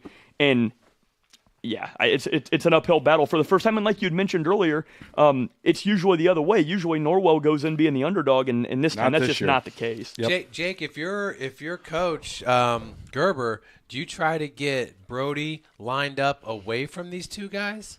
I'm taking them head on, man. I just want to see guy on guy, big on big, and get after it. And that's the thing. I'd made a comment to Coach Gerber, like, power run is not my forte, power offense, but when it works, it works. Yeah. And the cool thing about this is if you would think of 2 or 3 teams in the conference, if not the area, that are best at fundamental football with blocking and tackling, this is it. Mm-hmm. So you can't count East Noble out of this game by any means, because Amstutz is going to dial up some wild stuff. And you had alluded to it earlier, Jeff, with the motion can really trap defenses. And if you're not cognizant as a linebacker or a defensive back, like, you can really bite down on some of that motion and get beat backside. But, man, East Noble is going to need a lot of that because these guys are so fundamentally sound. And East Noble last week, guys, had a 12-minute advantage in time of possession over Leo. They had a whole extra quarter of the ball because they were running the ball with such success. But are they going to be able to do that against this Norwell team? Hang on, Joe, to this thought. Norwell's given up 29.2 yards per game on the ground. Jeez. Wow, it's unbelievable. 1.2 yards per carry. That's unbelievable. That's how you lead the state in defense, right? Because no one can run on them. And there's no Rowan Zolman. There's no Nick Munson for Xander Brazel to throw to. That's what makes this, to me, a little bit of an uphill climb for East Noble. And real quick before Joe jumps in, that is something too, the quarterback play. Now I give Brazel some credit. He looked better in that game, but some of the stuff Leo was doing in the secondary wasn't crazy, and he got his pocket picked. He's going to see a lot nastier defensive back play against Norwell this week. He had a really good last drive, did Xander Brazel, in that game, and that's something to build on for this week. Yes. Just quickly, East Noble looked sloppy in the first half, Jake. Can they clean that up? And then the other point that I noticed when I watched the tape and watched the broadcast you guys did a great job, you and Steve, by the way. Love this guy. It just seemed like Brazel was better throwing the ball out of the pocket. It's so funny because I think my partner in crime up there called that. He is more mobile on the run out of the pocket in a run and gun, and I think I would almost be sliding him out like that and running almost like an RPO style. It's like, hey, we're going to roll you out, give you a read, and if it's not there, go get us 3 yards on the ground, because he struggled a little bit, and it's not going to get any easier with this Norwell defense. Wow, looking at Ole Miss, too, they're averaging 3.8 yards a carry, but against Norwell only had 1.6. Wow. Yeah, that's ferocious. Yeah, if you can't run the ball, it makes it difficult, for sure. Well, let's talk about the next one briefly, guys. Fairfield, which is, again, really on the outskirts of our coverage area, but they are part of the NECC. Undefeated last week, went over to West Noble and got it handed to them, 33-7 by the Chargers. The Fighting Monty Pythons took it to them. Now Fairfield gets a chance to get back into the conversation, going up to Angola to face off against the 3-2 Angola Hornets. There's my new Angola helmet over here. That's sweet. Yeah, I love it. And again, Coach Thomas, thank you for getting that to me. This is to me, it feels like a make or break game for Fairfield. They've got to bounce back after last week's disappointing performance. They gave up over 300 rushing yards last week to West Noble against a team now in Angola that wants to run the ball with Tyler Call and Andre Tagliaferri, who is a fantastic football player. How about Seth Pruitt, the sophomore, rushing for 124 yards on 19 carries, had 3 touchdowns in that win. Again, those Pruitts, they're like the Titmans up there in the West Noble area. Just a sophomore. Yeah, he's a heck of a football player. I assume, I don't know, I have to talk to Coach Monty, I assume that's the little brother of Brandon and Braxton Pruitt, but if not, maybe it's a cousin. Yeah. Either way, it's not Greg Pruitt, who once played for the Cleveland Browns. I'm going old school for you. That was for you, Jake. Now we're talking. But again, this is a good, intriguing NECC matchup. I think Angola right now is starting to play some really good football. You look at their scores here recently, 40-21 over Lakeland last week. Swami actually said 18 points. It was 19. I don't know how he does it. But they also beat West Noble 2 weeks ago, 26-7. They played a difficult schedule. They played Leo head-to-head in week 2, remember. I think this is a dangerous Angola team right now that's doing some great things. We've talked about Jake Land at defensive end. The other guy opposite of him, Jack Archbold, who's a captain, another really solid defensive end, so they've got things covered on the edges. I love Andre Tagliaferri. I've already mentioned him. And, of course, the big tight end there, Lane King, who I'm still waiting for him to come out with a 7, 8, 9 reception type game. They just don't need to throw it much. Angola's battle-tested. And I think that'll be the difference there, Casey. I think Angola's battle-tested. They gave Leo all they wanted, man. I mean, that was a physical game watching that tape. I think Angola's a team that could also, win some games in the playoffs too. For sure. Jake Land wants to be an actor. Yeah, isn't that great? I love that. Cheeseburgers and fries, his favorite food. He just Can't go wrong on that. I wonder where his favorite place to get cheeseburgers and fries is. If he goes to like Five Guys or... I know there's got to be a hangout up there in Lake Country, right? That's Yeah. just a nice, big, greasy special. I'm going. are we going to hit up the burger Big joint? G's. Yeah. Let's go, dog. Hey, Yes. I'm sure Gary Parrott will give us VIP seating over there, fellas. I love the Big G's. That's where you want your burgers. Well, let's get into the next game. We got the center spread. You want to touch on that, or you want to come back to that? There's not a whole lot there, truthfully. Yeah, it's hard to read. Let's just hit it now. Well, I thought the imagery there of the receivers, our rising star is always the top junior in the area, and we were fortunate to have those two guys together. Those guys are actually holding the ball together, so you have to picture them on either side of each other. Yeah. Tay Johnson and Mylan Moonlight Graham. I nicknamed him Moonlight Graham. I like that from the old Field of Dreams. Field of Dreams, yeah. I got to give a shout-out to my buddy Matt Hatfield. I actually stole that from him. But, those two kids are having phenomenal years. They're right there neck and neck for the receiving yards leader here locally. No surprises there. They're 5-star guys for a reason. But, again, Taylor designed this. Very artistic. Newcomer of the year, I don't think there's any doubt. Jimmy Sullivan, Jimmy Smooth, Jimmy Touchdowns. I think there could be a little doubt there. Who is it? Josh Masasu, leading the SAC in tackles. He was a sophomore. finalist. But I think right now, for my money, I'm going with Jimmy Smooth, Jimmy Bubba, Jimmy Touchdowns, whatever. Right? Yep. Honestly, Trevor Curry. I think it's 1A, 1B. When you look at what Josh has been able to do for the Northside defense. Josh has just laid it down, man. Well, every single game. We're going to get to him on the next page, and there's a nice picture of him from Doug Blackwell on game night this week. I totally agree, guys. I think that's a great point. Our Playmaker Award, some really guys that just make plays. I go to C.J. Davis. I mean, he's had touchdowns called back. Yeah. Or his could do numbers it would all. be even more. Brody Bolin, maybe lineman of the year right now, midseason. Some good guys there like Jordan King in there, who you can't rule out, and some others. And then our special teams player of the year, we talked about him already, Trevor Curry. I mean, just doing it all in special teams over there. Yeah, no, I love that. And to me, it's a no-brainer with the lineman of the year. I mean, you can also look at Devon Haney, the defensive lineman over at Northside, who's been fantastic. Yep. But Brody Bolin Both sides. is a special Yes, he player is. where he lifts everyone around him, and he's been doing it really ever since he stepped foot on that campus. Good And point, Jeff, talk about how athletic he is for a big guy. Brody, When you watch his tape, I come away with. I don't typically when I watch tape. I don't typically watch when I watch offensive and defensive linemen. I'm looking for strength, hand placement. You're looking for grinders, just I'm looking mauling for people. a guy who's good with his hands. He's got great feet. But when I watch Boylan, I'm like, wow, he's got good feet, like Casey said, and he's athletic. Yes. Okay. Basketball players make phenomenal football players. Okay, when they can. And Brody Bolin has always been a basketball player and a baseball guy. His mom was a standout basketball player, as you heard Coach. Coaches some of the young kids over there in the Norwell system. Brody is an O lineman, D lineman, basketball player. You know who else was? Jason Fabini. Jason Fabini played basketball at Bishop Dwenger and was an undersized O lineman. Notre Dame didn't want him, so Cincinnati picked him up. He redshirted his first year, ate about 10 steaks a day. Got strong. And then set the record for most consecutive starts at Cincinnati. One big difference is Jason Fabini was 6'7", Brody's doesn't have that height, doesn't have that verticality. I'm speaking of athleticism. You're just talking footwork and things like that. That's right? a great observation, and that's a great comparison because when I was down at Cincinnati and Jason was down there, he just wasn't very strong. Nah, but he developed his body and developed. But you're right. Jason was a basketball player, and that's interesting because that's kind of what I take away when I watch Boland's tape. I taken away with his athletic ability and his feet, and that's interesting when you compare him to Fabini. Yep. The only thing that I had critiqued Brody on when we did the recruit spotlight is I said, on the defensive side, just improvement on the pass rush a little bit.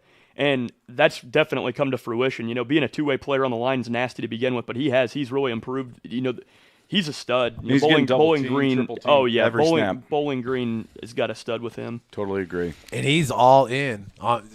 Once again, Purdue dropped the ball on that one, man. How do they miss on these kids? Well, they send him a card his sophomore year and then dog him by not even looking his direction, not even reach out.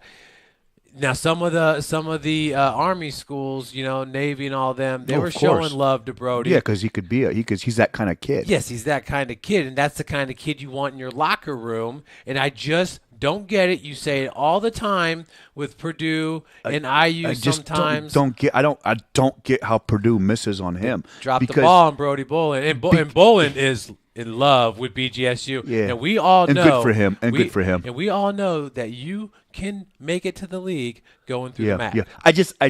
I'm to finish up on that. Then we'll move on. I'm stunned with that with Purdue because I see a kid who's a 3-sport athlete, and when you watch his tape, Jeff, his feet are tremendous. Yes. This is an athletic kid that I could put even more muscle on. And so I guess that's where it loses me, where Purdue and some of these schools just miss on some of these Joe, kids. he's the dang punter, averaging 43 yards a punt. I mean, what does that tell you? He's the dang punter. I mean, if that would be enough for me if I was Purdue. Actually, I mean, a big kid that can get his leg up like that. I mean, wait till they get him in a Division I weightlifting program, and he's squatting and doing all that stuff. I mean, the strength that he'll have at the point of attack. So, yeah, that really surprises me how they miss on some of these kids. Yeah, I agree. And Fabini is a great comparison with him. Well, and there's been a lot of great basketball player, football players type. Look at Seth Coate when he was over. Look at Luke Goody. Even Archibald. I love Luke Goody, but Goody played the wrong sport.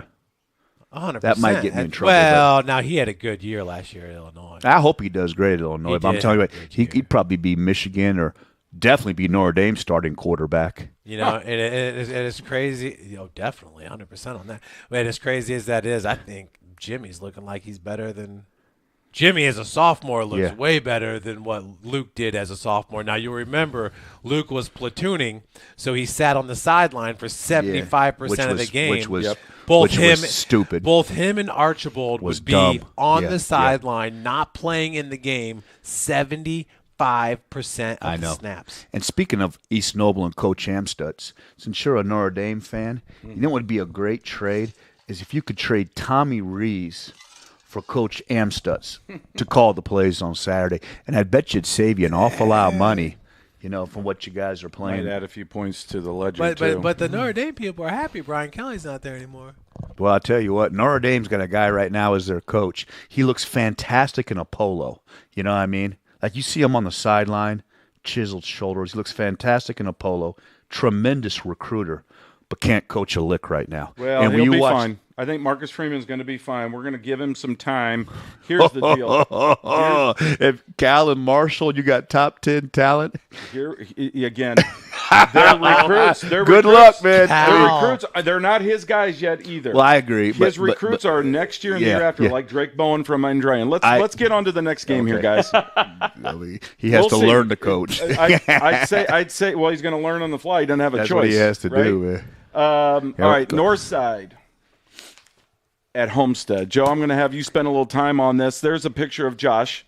We were talking about him. Fantastic. Of the year. Fantastic. Thought that was well-deserved. Demarion Jones. Yep. Demarion Jones is our senior spotlight. I asked Doug Blackwell. He said, who do you want? I said, I need Josh Masasu. Get a picture Yeah. of Josh. So there's a nice shot of him. He's having a great year. Yeah. That defense is playing really well. I don't think they get enough credit on that side of the ball. Coach Tyree does a tremendous job. Yeah, Coach Tyree's been fantastic, and we had a little bit of back and forth on Twitter this week. I love Twitter. Jake Smith got me going on Twitter, but they were talking about great defensive coordinators, and it was like Coach Tyree was on there. People talk about how great the Carroll defense is. I like Johnny D, Coach Z up at Leo does a great job. But this is a great matchup. And last week, a lot of people were like, Joe, you really think Northside is going to run over Bishop Lures? Absolutely. Northside has the best offensive line in the area. Northside goes almost 285 pounds on the offensive line. These guys are big and athletic. And remember again, and people don't like hearing this, when Northside played Carroll, they did not have Jordan King. So I want to continue to kind of put that as a footnote on my high school football financial statement that everybody sees. You know what I mean? But I'm telling you, I love North. North is too nasty on the offensive line. I can split 3 receivers outside with Tay. Tay's such a tremendous player, but even when I don't throw it to Tay, he gets so much attention that I just line up and I run John Boy right at, and they devastated Bishop Lures. They ran over Bishop Lures, and I'm telling you what, Casey's right, 283. Now, we had the greatness of Nelson on Friday night, or we'd be sitting here talking about John Boy, 283 and 3 touchdowns. The two, who I really believe, the 2 best backs in the state. North is awesome, and the other thing that's going to give Homestead problems with North is Doughty. Doughty's so difficult to block. Devon Doughty. And now, I like the Homestead offensive line, Jeff. I thought the Homestead offensive line played well. I like your guy Williamson. I know you're close with the grandparents. They're loving on you. I like Williamson. Williamson's a D1 kid. Williamson's strong, good feet. I like Worth at center. And if I'm Homestead, I would probably tighten down the splits, Jeff. And the way you deal with a nasty pass rusher of a player like Doty is you run right at him. That's what I would do if I'm Homestead. I would alternate the carries in the backfield with Johnson and Fox, and I would run right at them, Jeff. Hold on. Devon Doty, to me, is like a mini Levon Kirkland. I mean, this guy is stout. Devon Doty's stout. And if you check this out, this is a great picture. There's Devon Haney, the defensive tackle. That's the problem. You've got Haney, and then you got Mitch the Witch, too.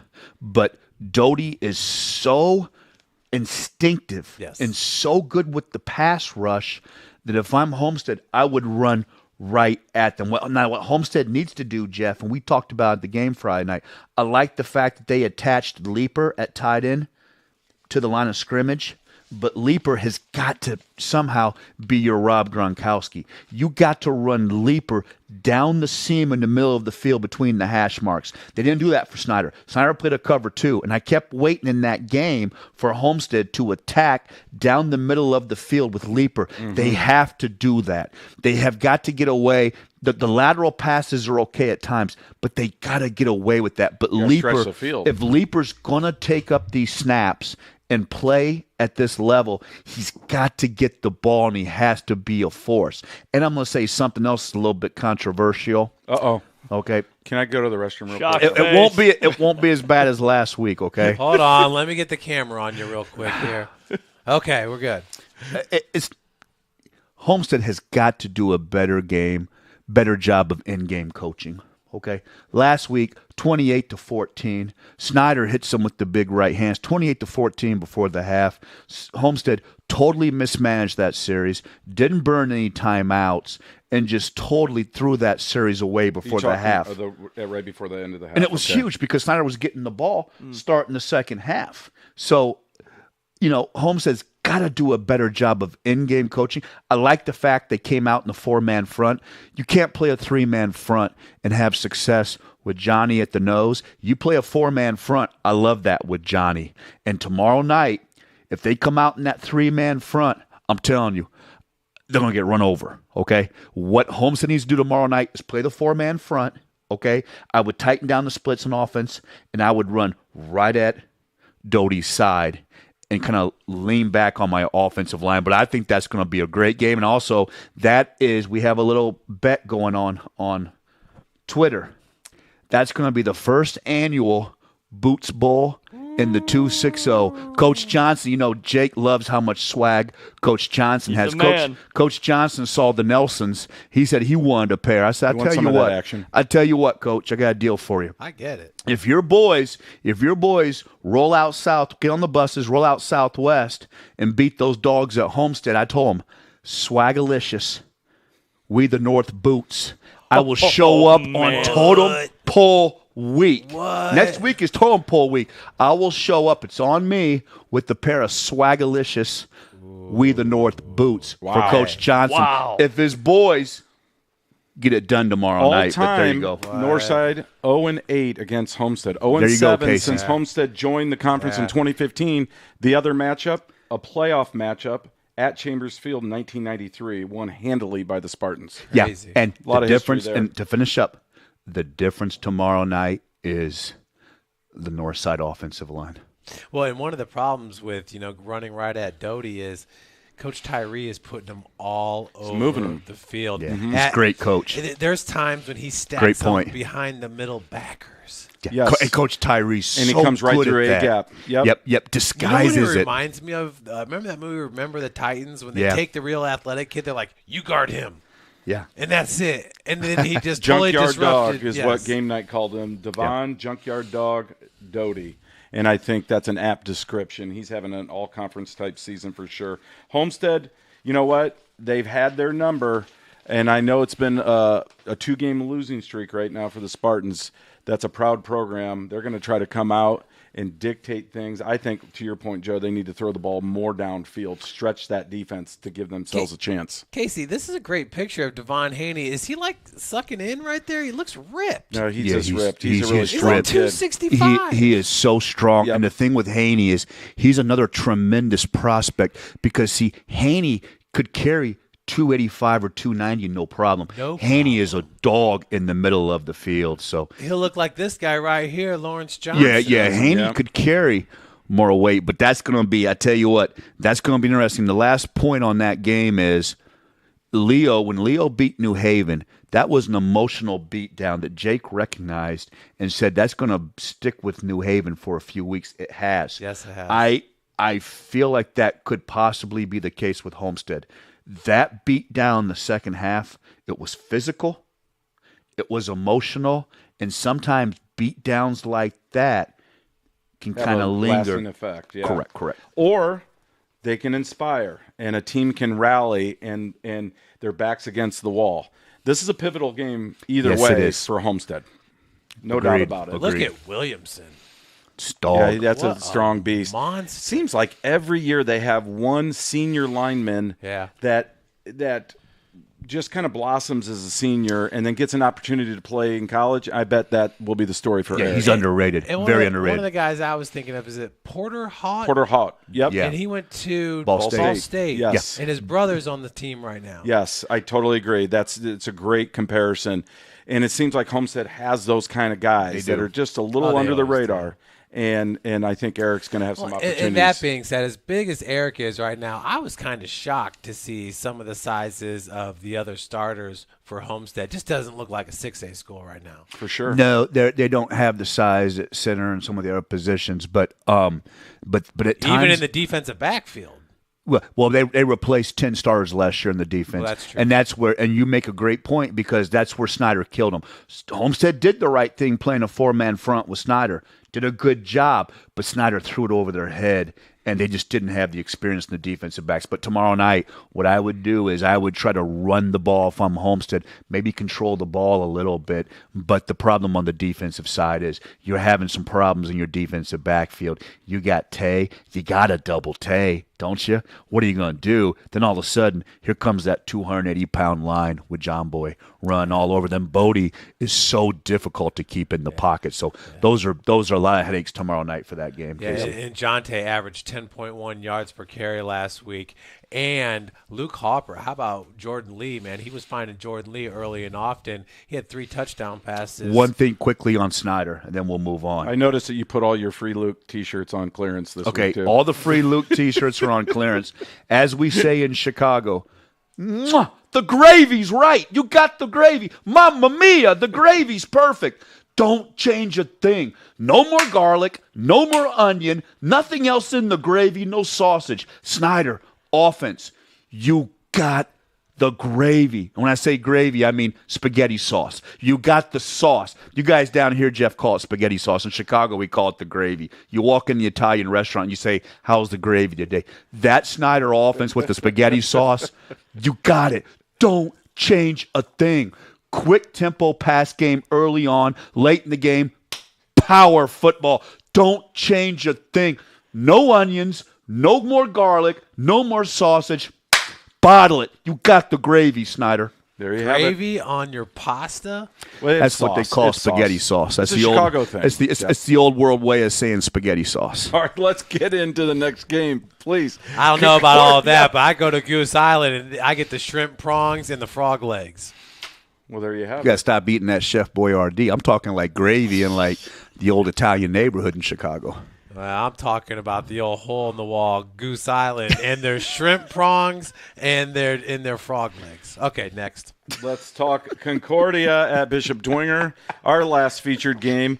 Concordia, kudos, right? Chris Hawk, a 33-yard field goal. That was his first ever field goal attempt inside like 15, 20 seconds to force overtime. Wow. Talk about pressure. I love that. I mean, that could have been our theoretically player of the week had it not been for the monster rushing performances last week. I love seeing that. Kickers get just dumped on, don't Yeah, they? they do. And to see a kid in that moment rise up, I was really happy for him and the Cadets.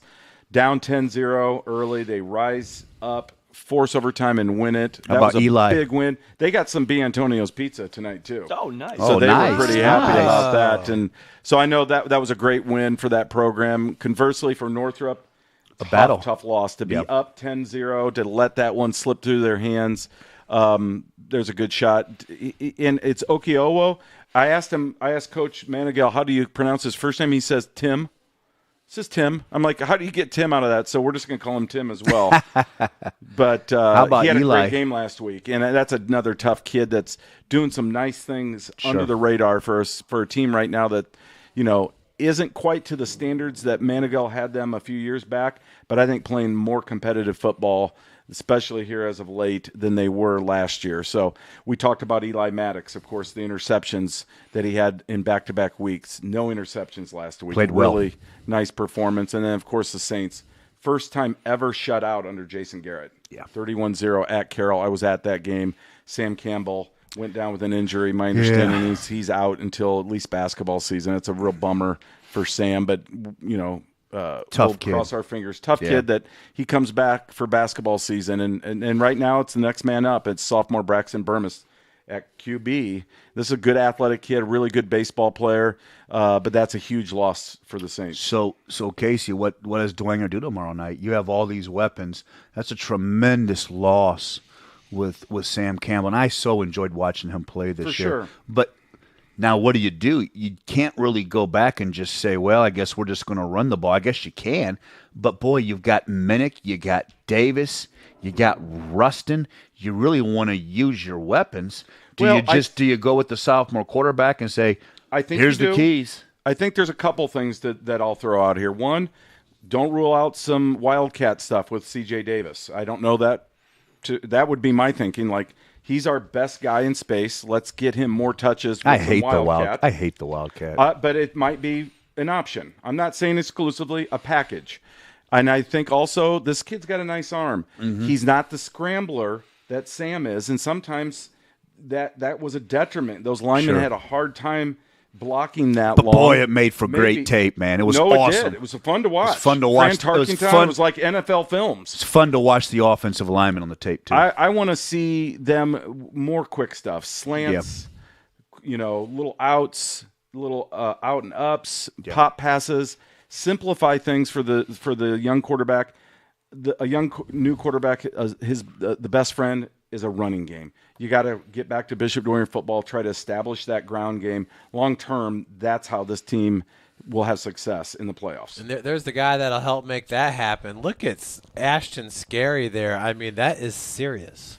Look at his face and look at Eli Dowge at the bottom. They're both pissed off. Can we say pissed? Oh, yeah, Did they are. Did we find out if it's pissed is YouTube. okay? Yeah, we're Okay. allowed to. Both those guys look like we took that picture after the Carroll game. They're not happy. Yeah. That's exactly how they come off on the tape.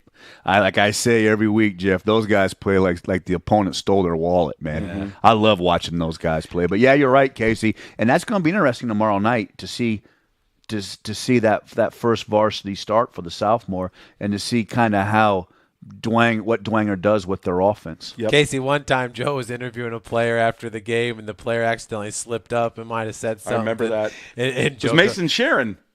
and Joe goes, "Oh, don't worry, this is just on YouTube." I think it was Mason Sharon, wasn't it? It was. Yeah, I remember that. That was great. Eli Dowge, you'll notice, wearing 89. This kid, remember, Coach Garrett said last week he wanted to be a tight end. This is probably where he's at next year Sure. at Good the next athlete, level. yes. So he brought 89 to the photo shoot, knowing deep down inside they were going to move him to tackle. I wouldn't be surprised if they moved him back to tight end, did some more double tight stuff, and maybe not in this That's game, but interesting. long term. Yeah. With him and Preston Ross, and change the dynamic of what they want to do offensively. Sure. That wouldn't be I wouldn't be surprised at all if we saw some of that. And I appreciate what Coach is doing with the uniforms, but I'm just not feeling these sleeves. Last year's sleeves were more linear. Now, those were cooler. Those Look like old Navy uniforms from the 30s or something. Yeah, A lot of Dwenger fans don't like them. Yeah, it kind of reminds you of what the Steelers and the Bears when they have those old school. Throwback. Yeah. I'm with you. You know what? Must They're be trying nice to mix it up. Must be nice to be part of a program and play for a program where y'all can worry about the sleeves. That's the when I biggest played complaint. over at Southside, it was like, hey, man, pass the duct tape, man. I got to tape my pants up, man. Stop, Joe. They got some of the sickest uniforms right now. Now they do, Southside but, I does. mean, you guys are all like, I don't like how the sleeve looks. I mean, I was back at Southside, man. I was just like, I hope the pants fit, man. Snyder doesn't have to worry about it. Yeah. They just stay with the same cool thing year in year out. Like So Penn does State. Carroll. Yep. Carroll does. Carroll's got a nice thing going. Well, So we got does a Homestead. few more games I want to discuss, guys, that we didn't cover in our featured matchups, but Summit City is covering. So let's talk about them. I'll just kind of toss it to you guys. Bishop Lures at Northrop. Jeff, thoughts on this one? Bishop Lures at Northrop. Bishop Lures gets back on track. I mean, Northrop, Coach Q's first year, I mean, it's tough. They had a good chance last week against Concordia, but obviously Concordia is kind of right down there. This is the battle for 8-9 in the SAC. So Lures is good. I mean, Stansky, look at him. He leads the area in passing with 1,000. Who would have thought that? Me. Wearing a headband. So. It's I don't just think I would. Not. I don't think I would have. And no offense to Charlie, I just knew those shoes were so big. But yeah. credit those coaches, including his father, for calling some fantastic games and getting him up to speed. He's put up great numbers. Yeah, so It's also tough when you can't run the ball. and you guys remember we had Coach Q on. He's got a lot of young guys that he's playing. Yes, and he's freshmen not and scared to sophomores. play the young guys, and I think that's awesome. And he was out at the game today, Jefferson, which he is he works at. He's an IT guy. That's right. In Northwood, so he was at the game, and I'm telling you what, he was getting over there to the Northwood side. I bet he was. And I bet Coach he was. Johnson said, no. No. So. They should arm wrestle. For a couple guys. Oh, I wow. want to see some arm wrestle. We'll get that done down here. You know, Coach Johnson's a big guy. Oh, he's a big, strong dude, for sure. I don't know who have the edge in that one. Well, we'll have him play the bubble hockey. How about that? Over here, and whoever wins gets the first pick. Yeah, who gets to be Russia? They want and who that gets back. to be United States? Everybody wants that back you got over there. Well, I think most of us feel Lures has an upper hand in this one. Snyder, Wayne, Jake, why don't you talk a little bit about this one? Lamar and Nelson, 427. Snyder's not going to let anything like that happen tonight. Yeah, I'll just try to make this quick as we're getting late into the evening here. Obviously, the game plan for Snyder's got to be to shut down the run. Obviously, the Fighting Nelsons are going to Fighting Nelson. He's probably still going to get his 100 yards. You got to love the linebacking corps, though, that Snyder's got with Green, Rohrbacher, and Talamentez. But then good comments about the passing game from Joe earlier. Hoppert was like 69%, 185 yards, 3 touchdowns roughly. Sauce. Versus Homestead. And Kamari Juarez, 110 yards and a touchdown. So it's nice to see that they're multifaceted on the offense. Obviously, advantage is probably to Snyder, but, you know, after a 400-plus yard game, I mean, who knows, man? Sure Maybe the got their Fighting attention. Nelsons. Yeah, it's going to bring 9 guys in the box for sure. Jeff, any thoughts from you on this one? No, I mean, it's going to be tough for Nelson. Last year it was tough for him against Snyder. He's going to get his yards, but good teams can key in on him and keep him under 100. Carroll did it last year. So it'll be tough, but it's still going to be respectful. First 5 plays for Wayne should be play action, deep 100%. passes. Go 5 wide. 100%, single back. Joe. Hey, slot. I'd say, look, I love you, Nelson. I mean, Sherwood Haydock is offensively crazy enough to do that. I He's know like a that. mad I'll do it scientist. too. That I love it. Yep. Love that. And then come back with like a screen or some kind of draw. yes. Yep. Well, that'll be interesting. That'll be something for us to keep an eye on. Next one, Joe, I'm going to let you talk a little bit about this. Your beloved Southside Archers. Tough season so far. We thought it might be going up against mighty Carroll. Clearly, I think the best team, if not in the area, certainly in the SAC. Joe, do the Archers stand a chance? I believe I'm going to pass on that. That's probably wise. Jeff, do you want to take it? Yeah, no, Carroll's the best team. Carroll's the best team. Why are we playing the game? North of no. Why are we getting on the buses and playing that game? Carroll is the best team. I mean, north of Noblesville. You're right. Jeff is absolutely right. So you must ask yourself again, why are we playing this game? Why are we getting on the buses? Ashton Pisetsky. You know, one of the kids over at Northwood said, "What's going on with number 10 this year?" I said, "He's playing with some real dogs on the defensive guys up front line. are making more plays. The guys on the defense. That's a great point. Royce Jones. What a pickup from Cherubusco. 6 sacks. Oh, yeah. Ashton They miss Pisetsky, him. 5 big time. sacks. They've got, I think, 21, Jeff, or the something on the DNs season. the They had DNs are so 18 going athletic. in. No one's close to them on team sacks. Right. To your point, those linebackers that we talk about a lot, remember week 2, they're on the cover. Their numbers are pedestrian because the front end guys are making all the plays. Dirkman's got 3 interceptions. Jorge Valdez has got 3 interceptions. Braden Steely had and that's one thing to note. Steely had 7 rushes for like 71 yards with 2 touchdowns last Andy week. Papagiannis is starting to work him Yes. into the offense. Yes. This is making them more dangerous in the ground game. And it makes that young Starks kid, the sophomore running back, gives him a little bit of a break and gives him a different look. Let's face it, Braden Steely's a little bit more of a north-south power runner than Starks. Oh, yeah, he broke one out wide on Northside. And he'll punish him. Was it Snyder or Northside? But anyways, and I got a chance to talk with Cody Dinan a little bit on Saturday before the Cougars' big win, and he said, yeah, I think the goal is to try to get him around 10 carries a game. Smart. He's too good of a football player not to. Yep. What do you think, Joe? Any thoughts about – why don't you just say something nice about Carroll and we'll move to the next game? How about that? Okay. Carroll is exceptional on defense. I think Carroll has the best defense in the area.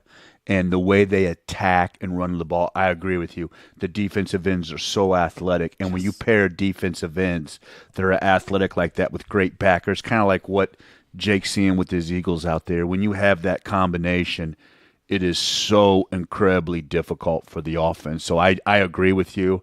When I look at Carroll down the road, too, and I kind of project in the playoffs, I know it's Elkhart, Penn, Warsaw in the sectional. Crown Point, I think Carroll can make a deep run. I think Carroll has everything because Jimmy Smooth just plays so well, and with that defense, it's a great combination. And if you remember right, Carroll was still trying to figure out their offensive line as we started the season. Some of those guys in the offensive line are young, but Casey's absolutely right. That offensive line is now gelling, and I think that's going to make Carroll really dangerous down the road. And they're not going to see a Westfield or a Carmel in regional No. So it's a given. They're going to win regionals this year. I think you're right. Now Crown Point. Barring Now injuries. you got Jake's Warsaw. I Crown agree. Point, I'm with you. I think Carroll will do it. Come on, dog. I'm telling you, I agree with you. I think they'll handle Struck the dog Warsaw, on you. but you have better stick to your keys on assignment football that night. I think Carroll can handle it, but I agree with you. I'm with you, Jeff. I'm with you, brother. Last one, guys. I didn't do any research on this game, but you guys. I just love the facial expression right now. He's like, "Are you playing with me right now?" Hey, listen, Carroll 36-0 over Warsaw in the last contest, and I love the Warsaw Tigers. Not getting too far off topic when you're talking about the sectional, they got to learn how to pass the ball. I mean, they just got murdered last week, and And hopefully they don't this week again against, is it the Cavemen? Is it the Mishawaka Cavemen? Mishawaka's pretty good. Yeah. Top notch. I love that Isn't name. that great? All right, Caveman. Killer Jays. This is your game. Caveman. Last game we're going to talk about, because I didn't do any research, but you guys are covering this game. New Haven at Columbia City. Jake, take it away. Yeah, Man, Jake. You start. Roll, dog. I have watched Roll, dog. almost 8 consecutive hours of film on this game. I love and it. I love you, Jake. I I love see What you, drinks Jake. was that? Listen, I apologize. I pray that the owners of the company I work for don't watch this podcast. Because I have sold a lot of automotive gauges this week. I have also watched a lot more film than I've sold gauges. You just haven't slept much. I'll make up for that. Thank God Coach Reimer's my boss. I love you, dog. But you, listen, dog. I don't want to get way too much into the fire that I've brought to this thing. I've got pages of information, but really some quick stats that I love about this game. And I know I've gotten some heat from obviously I'm a homer, but I think it's great because I try to, like I always say, I'm not a Kirk Herbstreit. I'm not going to just build up the team that I'm a part of. Columbia City is a fantastic football team this year. Yes, They're they for are. real. They're different than the prior couple of seasons, but it's like I was talking on the airwaves with the Swami and his crystal ball out there on Twitter today, and I stand by my pick that I've got Columbia City by 10 because they have to learn how to win these games. And that's so tough to explain, but as a coach, when you've gotten beat in games that you're supposed to win so many times, there's no reason the Eagles shouldn't have handled New Haven last year, even with Jakar. And they got handled 28-0. So I know New Haven is desecrated with injuries. I know that they're on a downtrodden slope in their season. I don't count the Bulldogs out of this game one bit. The Eagles have home field advantage. The student section and the birdcage is going to be insane. State Road 9 is going to be popping. But it's going to be a great game. So some quick stats here. The quarterback matchup of Colton Piper and Donovan Williams. Fantastic. Both guys can throw on the run. They're both mobile. They're both 58% efficient right now. That's pretty good.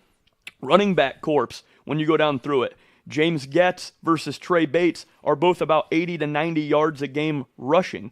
Defensively, you break down Corinne Harris and Josh Arntz, 10 and 7 tackles per game respectively. And then you have the two of the best 4 wide receivers, I'll say, in the area. I would put C.J. Davis up there, obviously, with Tay. And then you've got Mylan Graham and Stratton Fuller lining up against each other and could see defensive back versus wide receiver battles as they both play two ways. Stratton Fuller has 7 touchdowns receiving in an old-school 81 Cadillac Flexbone offense versus some of these other guys with only 3 and 4. So I think I would put Stratton Fuller as the best slot receiver in the area, and then I would say that Mylan and Nick are your best boundary receivers in the area. Obviously, they can play multiple sets on the offense, but this is going to be a fantastic game. I don't think that you're going to see a Norwell matchup where Columbia City just rolls the snot out of them. I think New Haven's going to come correct. They're going to play tough football, and I think this is going to be a good game. I feel like this is, for an NE8 guy, this is a highlight game in the county. I'm pumped.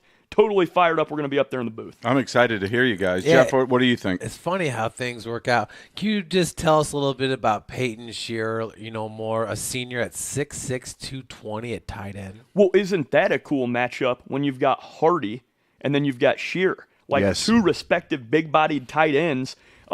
Shearer doesn't have to play both ways, the way that Hardy does, but Shearer is like a prototypical tight end, and he gets overshadowed because when you look in the NE8, the tight ends we have, you got Brock Schott and you got Derek Overbay up in DeKalb. Shearer's a stud, man. He's an undervalued piece, but there's some things that I don't want to give away any types of trade secrets, but there's ways that they will utilize Shearer in the pass game that will benefit them, and especially tomorrow night. Oh, look Yeah. at that. Tip in the hand. Are you trying to say that Shearer's going to play quarterback? Shearer's going Wildcat. You heard it here first. Well played, Jake. You don't want to get in trouble with your folks up there in CC. Yeah, no, it just seems like CC's got all the momentum right now, and New Haven does not. It's going the Seems other like direction. Two but teams going in different directions. man, does Jake make a strong point with some teams just struggle against certain programs. Well, it's this point of the season. If you look over the years, certainly since Coach Fox has been there, it's no fault of his own or the coaching staff. It's the schedule. It's a gauntlet of a schedule. It's backloaded. And, Yes. I mean, you've got all the heavyweights for Columbia City on the back end, and it's been that way for many, many years. They often start off 4-1, 5-0, and then they get to this part of the schedule, and it's hard to compete against the top half. I will quickly say, I call this the Bolt effect. And I still feel like if Greg Bolt could be the mayor of Columbia City one day, kid is phenomenal. I love everything about him. I love what he's done for our program and for our youth.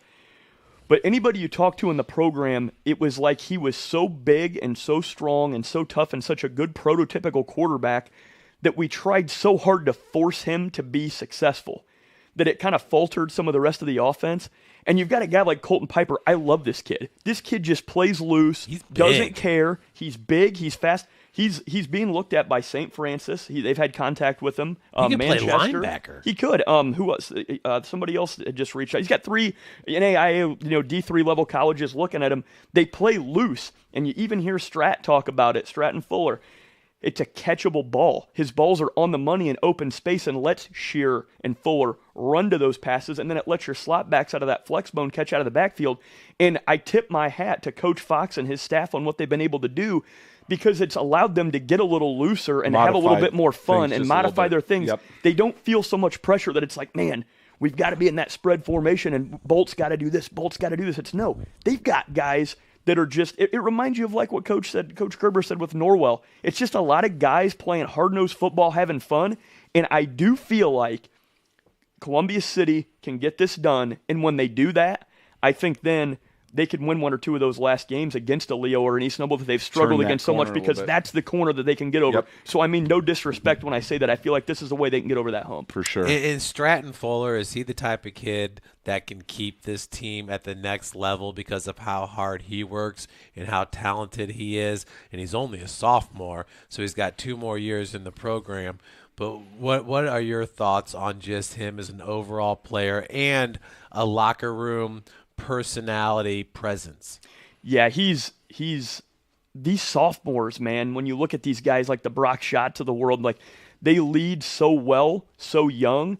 I mean, look at Jimmy Smooth, I mean, it's great to see these younger guys understand it, and it's great coaching. He's getting additional coaching on top of the great coaching he's getting at Columbia City from OPS and now even some Traction AP.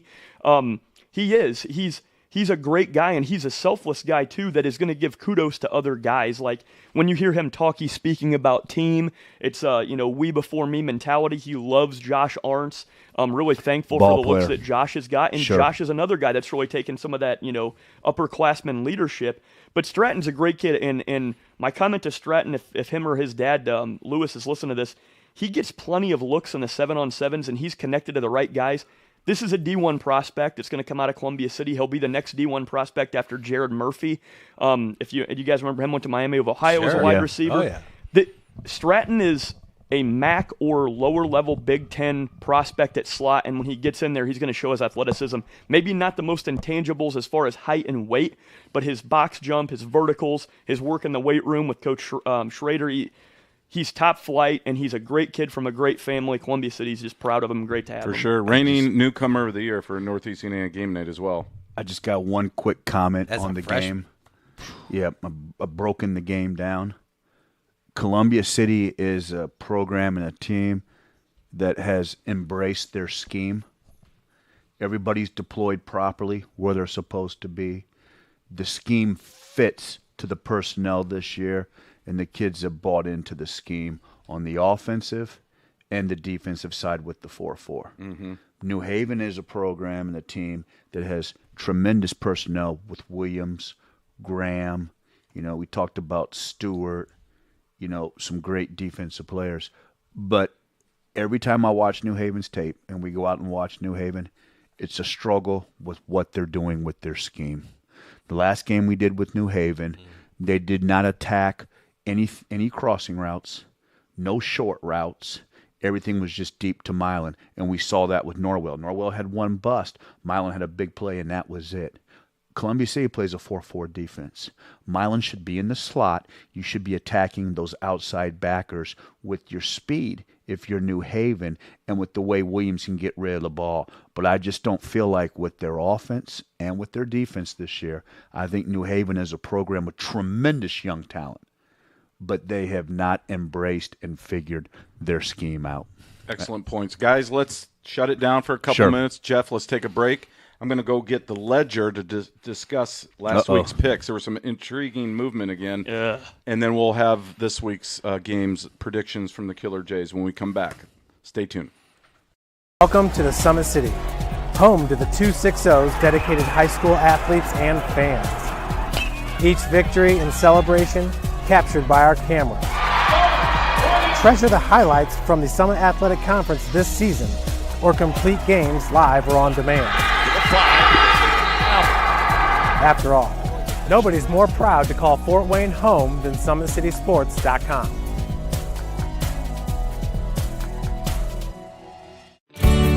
I was once a Southside kid who was led on a journey by high school football. A journey that taught me discipline, toughness, and the skills that made me a success. As a businessman with a CPA license who owns his own firm, I still use the building blocks of high school sports in my everyday life. Someday sports will end no matter what level you reach, but you will be left with the skills to compete in the next game, the game of life. Thank you for watching Summit City Sports. To help broaden our coverage, we're asking you to become a monthly sponsor to our Patreon account. We produce weekly highlights and live video broadcast. When the Homestead girls golf team won its first state title in program history, we were there. When Fort Wayne brought back 3 state titles in cross country, we were there. We believe in sharing positive stories and setting the standard for how high school sports should be covered. Join us and donate today.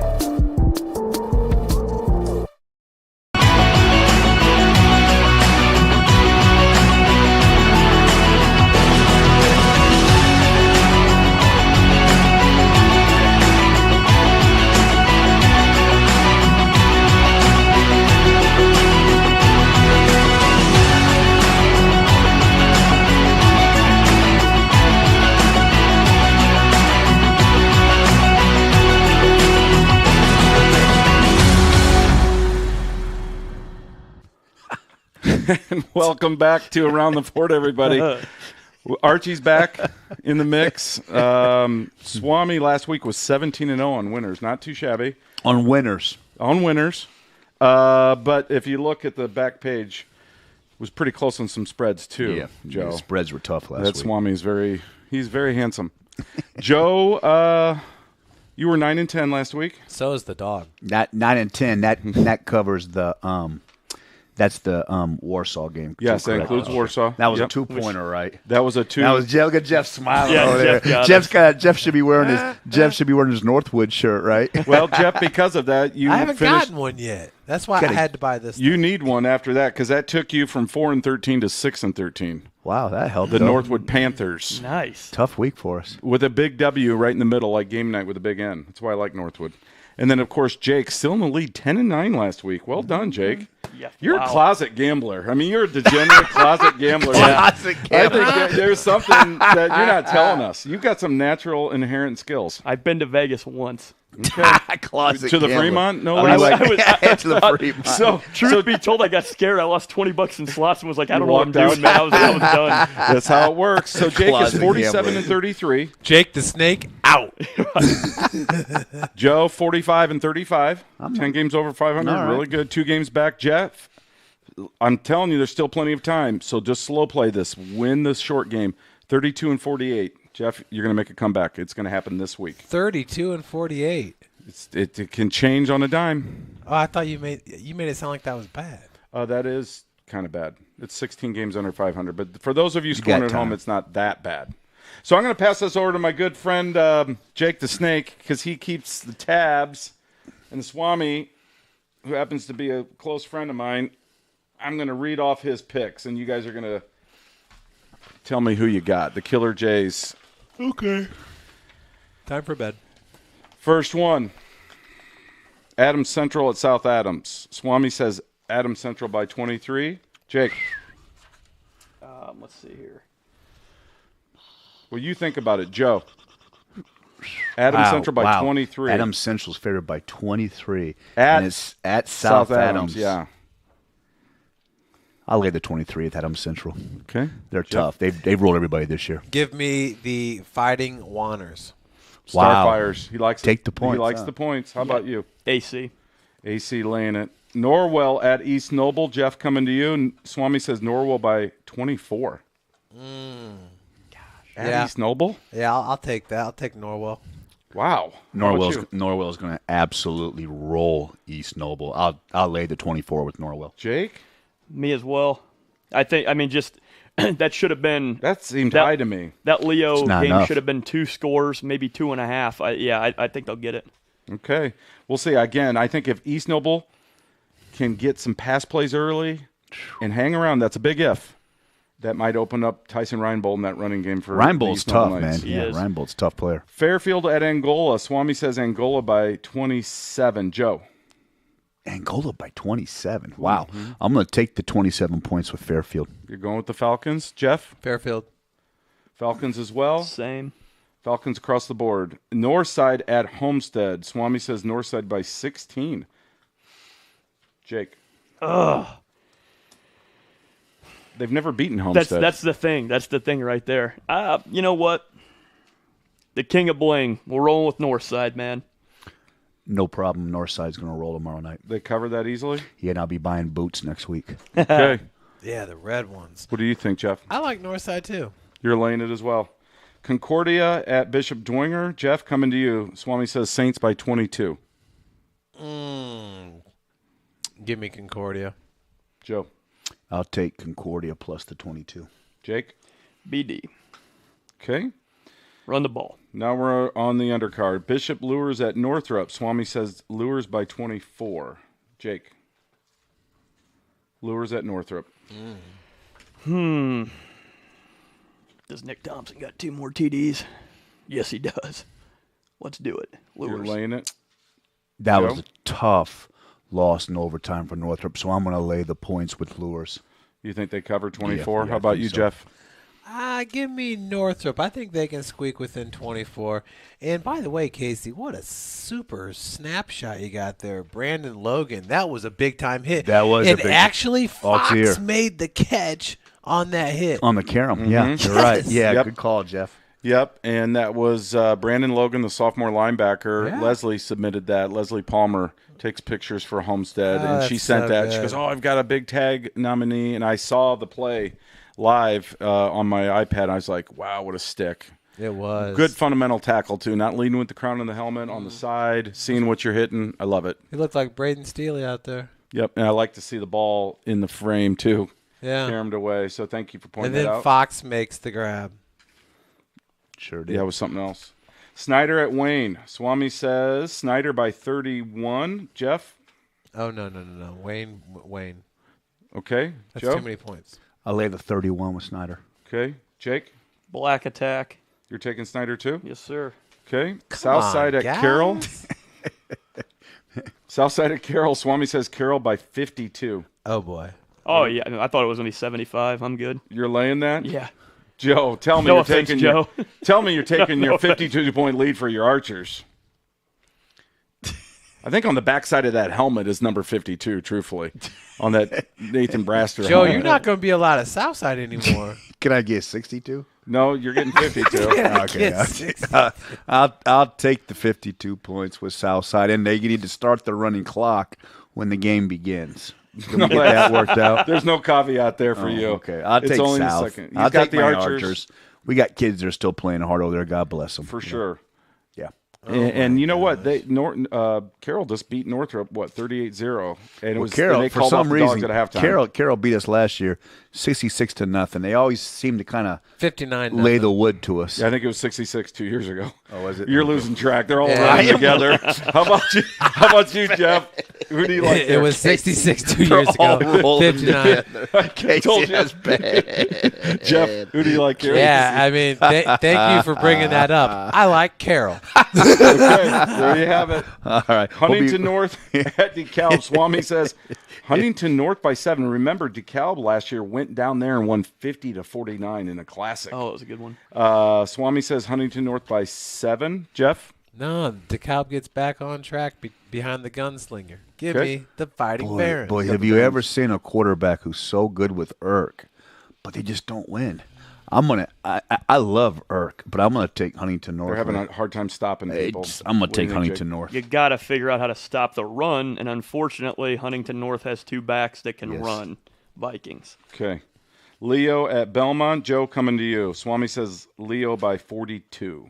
Absolutely, lay it with Leo. I feel bad for the Fighting Velezes down there. Even down at Belmont, running clock, third quarter. Yeah.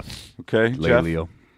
Yeah, I forgot about the running clock. Maybe give me Southside.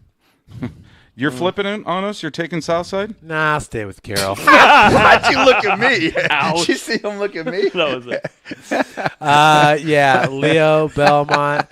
I'll take Belmont. Okay. Jake?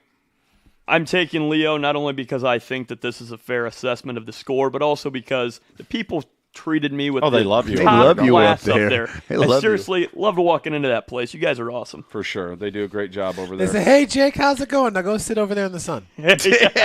New Haven at Columbia City. Moonlight Graham. Columbia City, I think. I'm going to say, I know where you're going. I'm going to go to Joe first. Swami says Columbia City by 27.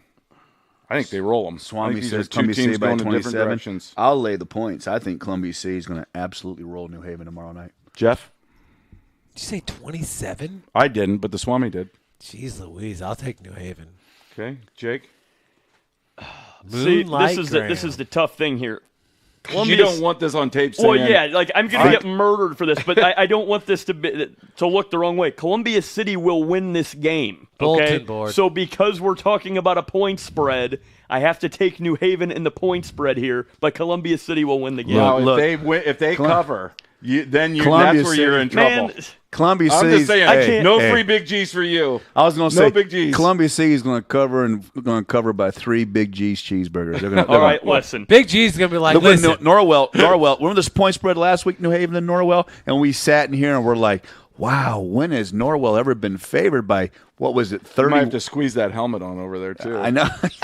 If Columbia City, if I feel like they can win by 10, why can't they win by more? I'm switting to CC. Give me my free cheeseburgers, all right? Flipped. I love it. I was Take about the to say Eagles. that they were gonna make him eat those cheeseburgers on his Harley. Get out of here! New Harley. Bluffton at Southern Wells. Swami says Bluffton by 41.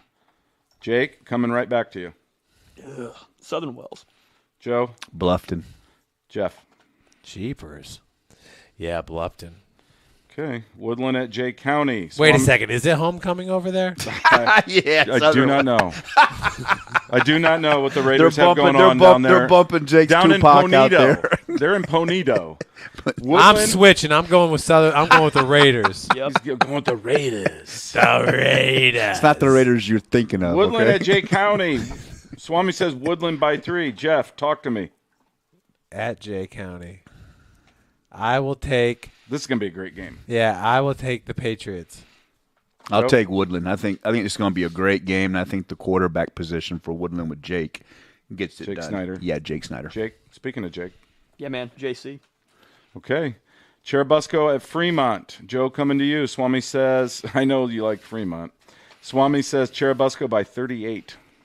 I once won $4,000 playing 3-card poker at the Fremont, but at some point in the evening, at about 5 o'clock in the evening, I left the Fremont. Morning, he means.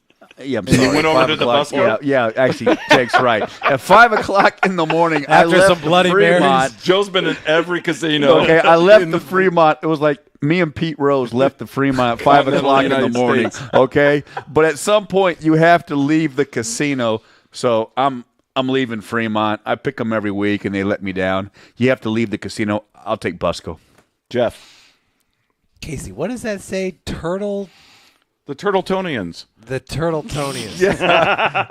Again, the Swami writes this. And if he's impaired, I can't say, but he definitely. definitely See, he was Swami. leaving the casino with me at 5 o'clock in the morning. Turtletonians. The Turtletonians. What does that it's mean? Turtletown. What are Tonians? Busco. Well, I don't know. It's just a turtle like the Bostonians. Members I mean, of the town, yeah. You know. Yeah. just quit questioning, Jeff. Give me your pick. It's my damn basement. Well, if Joe's jumping off the train, I'm jumping on Oh, the no. Fremont Express. Good luck at love the it. tables. Oh, Good luck at man. the How about tables you, tonight. Jake?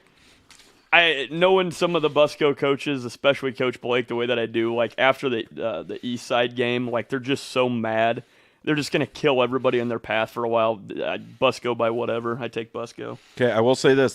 They have a few guys that are a little dinged up, does Busco, that are only going to play one way. I think you could be on something here. And you might want to go to the Fremont in Vegas. Garrett at West Noble. Swami says West Noble by 21. Jake. Man. That's a tough one. Yeah, that is a tough one. But, yeah, I like West Noble. I'll take West Noble. I like Garrett in this one. I do too, in a strange way. I think at some point, even though they're 0-5, those kids are tough. They always tired of start off losing. the game Yes. strong, and they're only going to get stronger and stronger as the season goes. Remember, their world got rocked in week number 1. Yes. And they're playing a lot of young kids in some key spots, but that's a proud program. You got to figure sooner or later they're going to put it all together. Maybe not win a game like this, but at least fight till the very end and not lose. So who gets the first win, Garrett or Southside this year? You want to make a bet on that? Southside's not going to win. Well, there you have it. Who are you taking? Okay, All right. Lakeland at Central Noble. Swami says Central Noble by 1. Jeff. Well, heck yeah, you won 2 in a row. Let's make it 3 in a row. Go Cougars. Cougs, fighting Cougs. Central Noble, absolutely. Okay. I agree. Wow. All right. That somewhat surprises me. I thought for sure not you guys would only take in, Lakeland. not only in football, Casey, but Lytle heading over to DeKalb means good things for the Barons baseball team. Interesting. Yes. Interesting. I when we get to the end too, I have a game I want to add. Oh, look at you. Bonus games. Bonus games. This will have to be solicited on Twitter. Of course, you can't just drop this on me because I don't have any contact to the Swami right now. You do realize that. I understand that, but I do want to mention the game and put it out there so we get a read on it. All right, last game on the ledger. Prairie Heights at Eastside. Swami says Eastside by 42. A cool 42. Jake. East Side by whatever. DAX. I got East Side. Eastside as well? Yeah. Jeff? Jeff, where's Prairie Heights? It's that running It's in clock. Prairie Heights, Doug. Where's Prairie LaGrange. Heights? It's LaGrange. north of here. Yeah, Hey, you maybe Yeah, Prairie they're in because Blum ran for over 400. Bobby Bloom. Sorry, Bobby Bloom ran for over 400 yards at That Prairie flower Heights. bloomed on that. Prairie night. Heights is over there by Westview Okay. in Lakeland. Who do you like here? I've never been, though. I heard they're a good LaGrange? agriculture school. Good ag school? Yeah. I wonder if their And accounting if you need program's your good. horse and buggy fixed, it's a place That's where to you go, huh? Yeah, they got a shop Wow. Or behind the shop. maybe you need to get your horse's back adjusted, Who do you like here, Jeff? I like Eastside. Okay. Those running clocks change a lot of things, Yes, don't they they? do. The bonus Who's our bonus game. game? Bonus game. 9 o'clock on Saturday morning at Northside. It's the biggest PAL game in the last 3 or 4 years. Now, luckily, PAL still lets the varsity wear pads and tackle. It's not like the green. It's important. But the varsity game, here's your bonus game. The defending PAL Bowl champions, the Lions, Is this the varsity? the varsity, play the Seahawks. Oh, not and the I don't Seahawks. believe the Seahawks have lost a game in a couple of years. So they're from kind of different divisions. I don't know if it's a crossover, but it's the defending PAL Bowl champions, the Lions, against the Seahawks.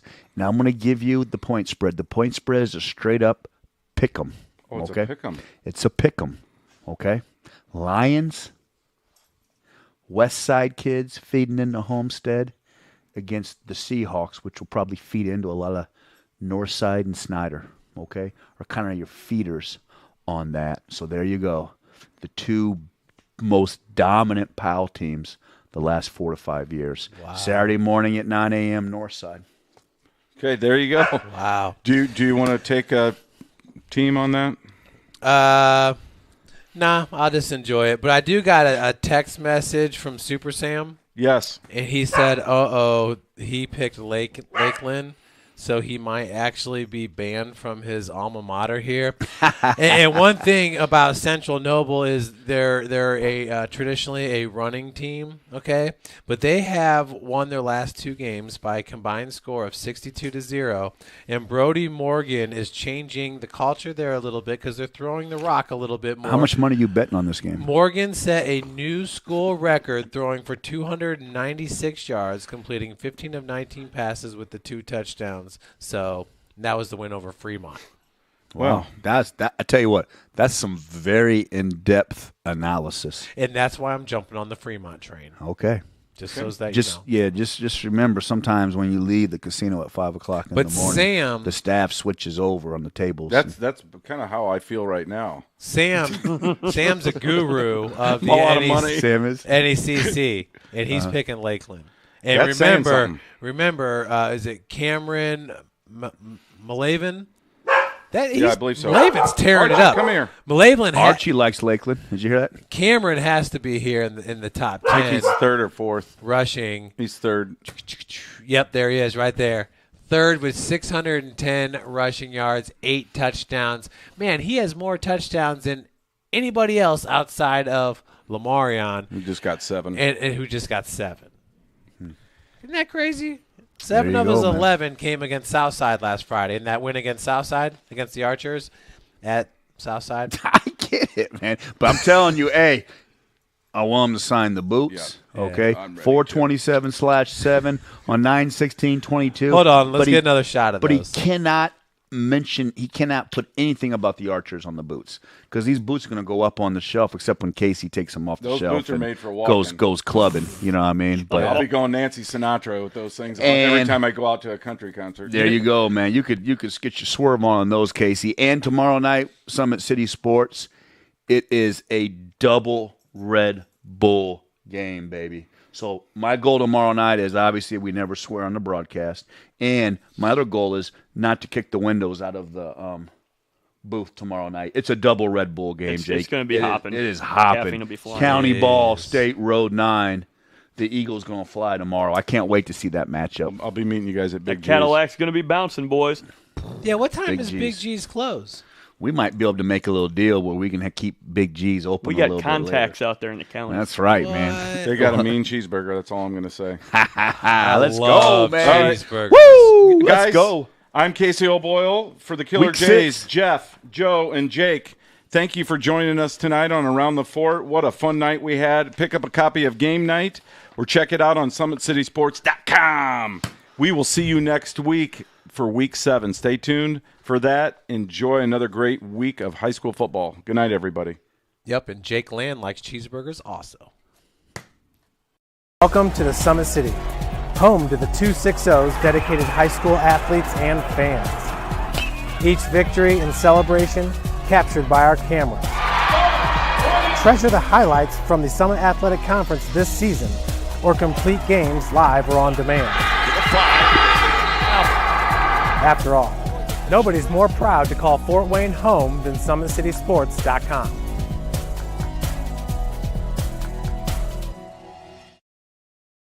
Empowered Sports Club is a volleyball-first facility and home to Empowered's Volleyball Academy and Pro Beach Juniors. At Empowered, we focus on development and the process over outcome, and we believe our record-setting recruitment numbers, 24 athletes alone in our 2023 class, 100% college placement rate, and continued success at the highest levels by our alumni speak for themselves, confirming that Empowered is your best option for overall athlete development.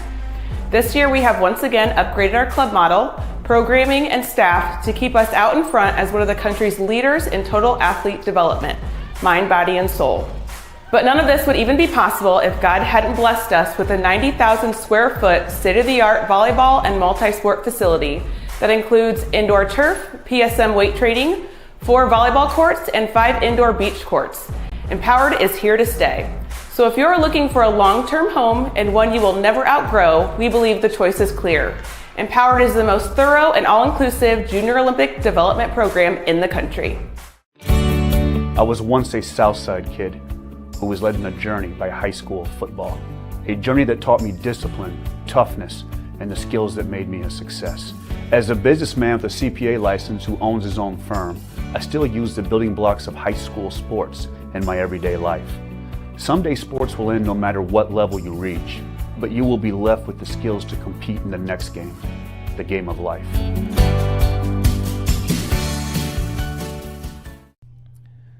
Team Pineapple Volleyball Club was established in 1997 and has become synonymous with top-level volleyball in Northeast Indiana.